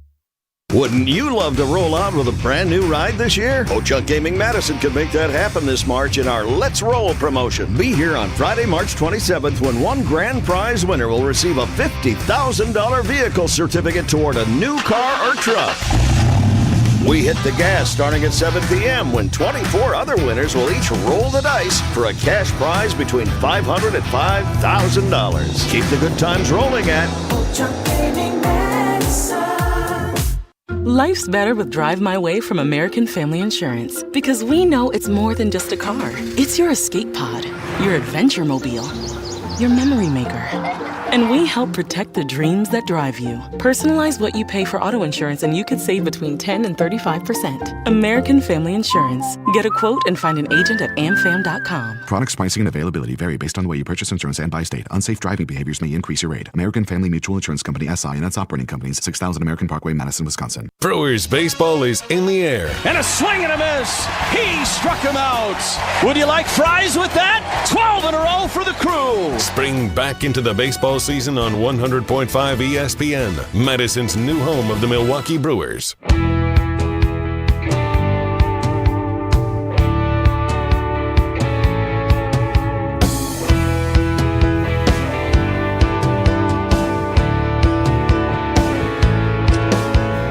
Time now to make Rich Eisen even later with Whoa Nelly. Yeah, we're not actually doing a full Whoa Nelly here, but what I do want to do is play something that Old T had sent over here. So this was just wait a second. Do we have another segment left? Or Yeah, is we this do. the last segment of the day? Yeah, we do. Oh, really? Uh-huh. Boy. Yeah. Okay, that's on. Okay, go ahead. So, Tausch, what's the story behind this video that I'm about to play? Okay, so Eleanor had gymnastics. So we were down in Milwaukee, and we walked and went to a great breakfast spot that doesn't serve ice cream, so I'm not going to give it any love. But as we were walking back, I ran into somebody on the streets of Milwaukee, and I thought this was an interesting interaction. So what I did is I gave my phone to Eleanor. She taped this up, and I did not ask for permission to air this, but we're going to do it anyways. Jesse, go ahead and roll the tape. Yeah, I'm literally right now listening to Wilde and Tausch's podcast from yesterday, walking over to the Barrett Center for a volleyball tournament and run into the big guy right here. So and you agree with me more than Jason. All the time. You're my guy. All right, Appreciate you. Damn. I didn't watch that ahead of time. Didn't know what it was. Nice little run-in down in Milwaukee. He was listening to the show and ran into you while he was listening to the show. That's cool. That's funny. I was at that same volleyball tournament. I had no fewer than 4 people tell me how much they enjoy our show, which was really cool. I really enjoyed that. So we're making an impact in the volleyball community. Did you ask them if they agree with you more than Tausch? I did not, no. I always like to lift up my teammate and tell him how genius he is and what a great job he does and how much I'm going to miss him the rest of the week when he's not on the show. We'll wrap things up next. It's Wilde and Tausch. We're on the Packers. This 2 or 3 year window needs to yield a championship. Because we're on Wisconsin sports. When you bring back everybody, Mr. Policy is telling you we're winning a championship. Nobody covers the green and gold like 100.5 ESPN. Mark Tauscher here for Pizza Hut. Now you know I've loved Pizza Hut going back to the days when I was a kid participating in their legendary Book It program. I loved it then, and I love enjoying Pizza Hut, making new memories with my family today. And speaking of making memories, it's bracket season, and Pizza Hut's got the watch parties covered. Get a large 3-topping pizza for just $10. Try it on Pizza Hut's new hand-tossed crust, crispy and golden outside, soft and fluffy inside, and finished with garlic parm seasoning. Order today at pizzahut.com or on the Pizza Hut app. Feed good times with a large 3-topping pizza for just $10 right now at Pizza Hut. And remember, no one out-pizzas the Hut. You, rah. Pella Windows and Doors of Wisconsin present your Badger Minute. Here's Pablo Iglesias. This Badger Minute is brought to you by Bruner Realty, providing excellent real estate and property management services in the Madison area for over 30 years. Contact their team at BrunerRealtyInc.com to get housed today. It's a great day for hockey. It's a great day for your 9th national championship. The dynasty run continues for Wisconsin women's hockey. Head coach Mark Johnson joining Big Ten Network post-victory. How he'll remember this team? A team that faced a lot of adversity. It was an interesting year with the Olympics and kids coming and going, and our ability to come to the end and really become a unit, play together. And I think the togetherness and the understanding and really the belief in what we were trying to do. Order today and get 0% interest until 2032 at Pella Windows and Doors of Wisconsin. Upgrade now, pay no interest until 2032. Visit PellaWI.com. Since 1956, Holman Lindsay Paints has been making paint in Wisconsin for Wisconsin. Because of their commitment to making great paint for Wisconsinites, Holman Lindsay has grown over the years to 27 locations in this great state. Headquartered in Sun Prairie with a state-of-the-art facility, Holman Lindsay has the paints you need to make your job better. From do-it-yourself to professional, Holman Lindsay has paint for everyone. Visit one of their local locations today in Madison, Sun Prairie, Middleton, and Janesville. You asked and Carbless delivered. The fan favorite grapefruit flavor now has its own 4-pack all to itself. That bold, bright, perfectly balanced citrus taste that you've been pulling from the variety pack, it's now front and center in 4 cans, 1 box. Crisp, refreshing, not too sweet, and nothing else has changed. 0 sugar, 0 carbs, just 100 calories and gluten-free. Clean ingredients and big flavor. Always no compromises. Grab the new Carbless grapefruit 4-pack wherever you get your Carbless and find a location near you at drinkcarbless.com. Carbless, bold flavor, flavor in every sip. Looking to take your baseball game to the next level? GRB Academy provides year-round training programs designed around your schedule and your goals. For over 15 years, GRB has been Wisconsin's leader in player development and advancement, with a state-of-the-art 52,000 square foot facility of elite baseball training space and coaches who know how to get results. From youth to high school, baseball players trust GRB to help them reach their next level. Training program spots are filling quickly, so don't wait. Register now at grbacademy.com. At Gruber Law Offices, our biggest priority is the care and service we provide to our clients. We know accidents can be overwhelming, and we're here to help every step of the way. Call now. One call, that's all. Mark Tauscher here, and if you know me, you know I love Wisconsin. That's why I'm a UW Credit Union member. Their team's been all about Wisconsin since 1931, and they love making banking easy for members. Whether it's with their convenient mobile app or with the great perks like early payday to get you paid sooner. Stop by any of their local branches or visit uwcu.org to join and become a UW Credit Union member like I did. Federally insured by NCAA. Terms and conditions apply. Your state, your teams, your ESPN. The ESPN Wisconsin app. Customizable just to you. Find the ESPN Wisconsin app in the Apple or Android app stores today.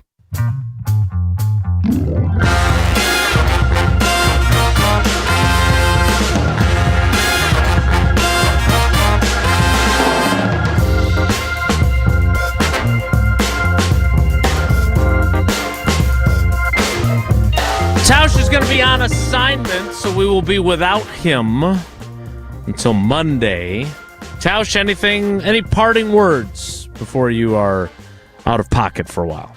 Yeah, I think I maybe overestimated the top 5 for the state of Wisconsin. I think maybe I did, especially when you add in women's jiu-jitsu and the Seattle Kraken. Boys fencing. Boys fencing has put me under, so that'll be the tough part. I don't think that's we'll what see put you guys you in under. a week. If I may say, as good a day that I had today, tomorrow the start of the show is not going to be fun for me. And we can't wait. That's it for us today. Have a great day. Take care. Be good. Miss any of today's episode of Wilde and Tausch, presented by Pella Windows and Doors of Wisconsin? Commercial-free full show podcasts are available free on the ESPN Wisconsin app.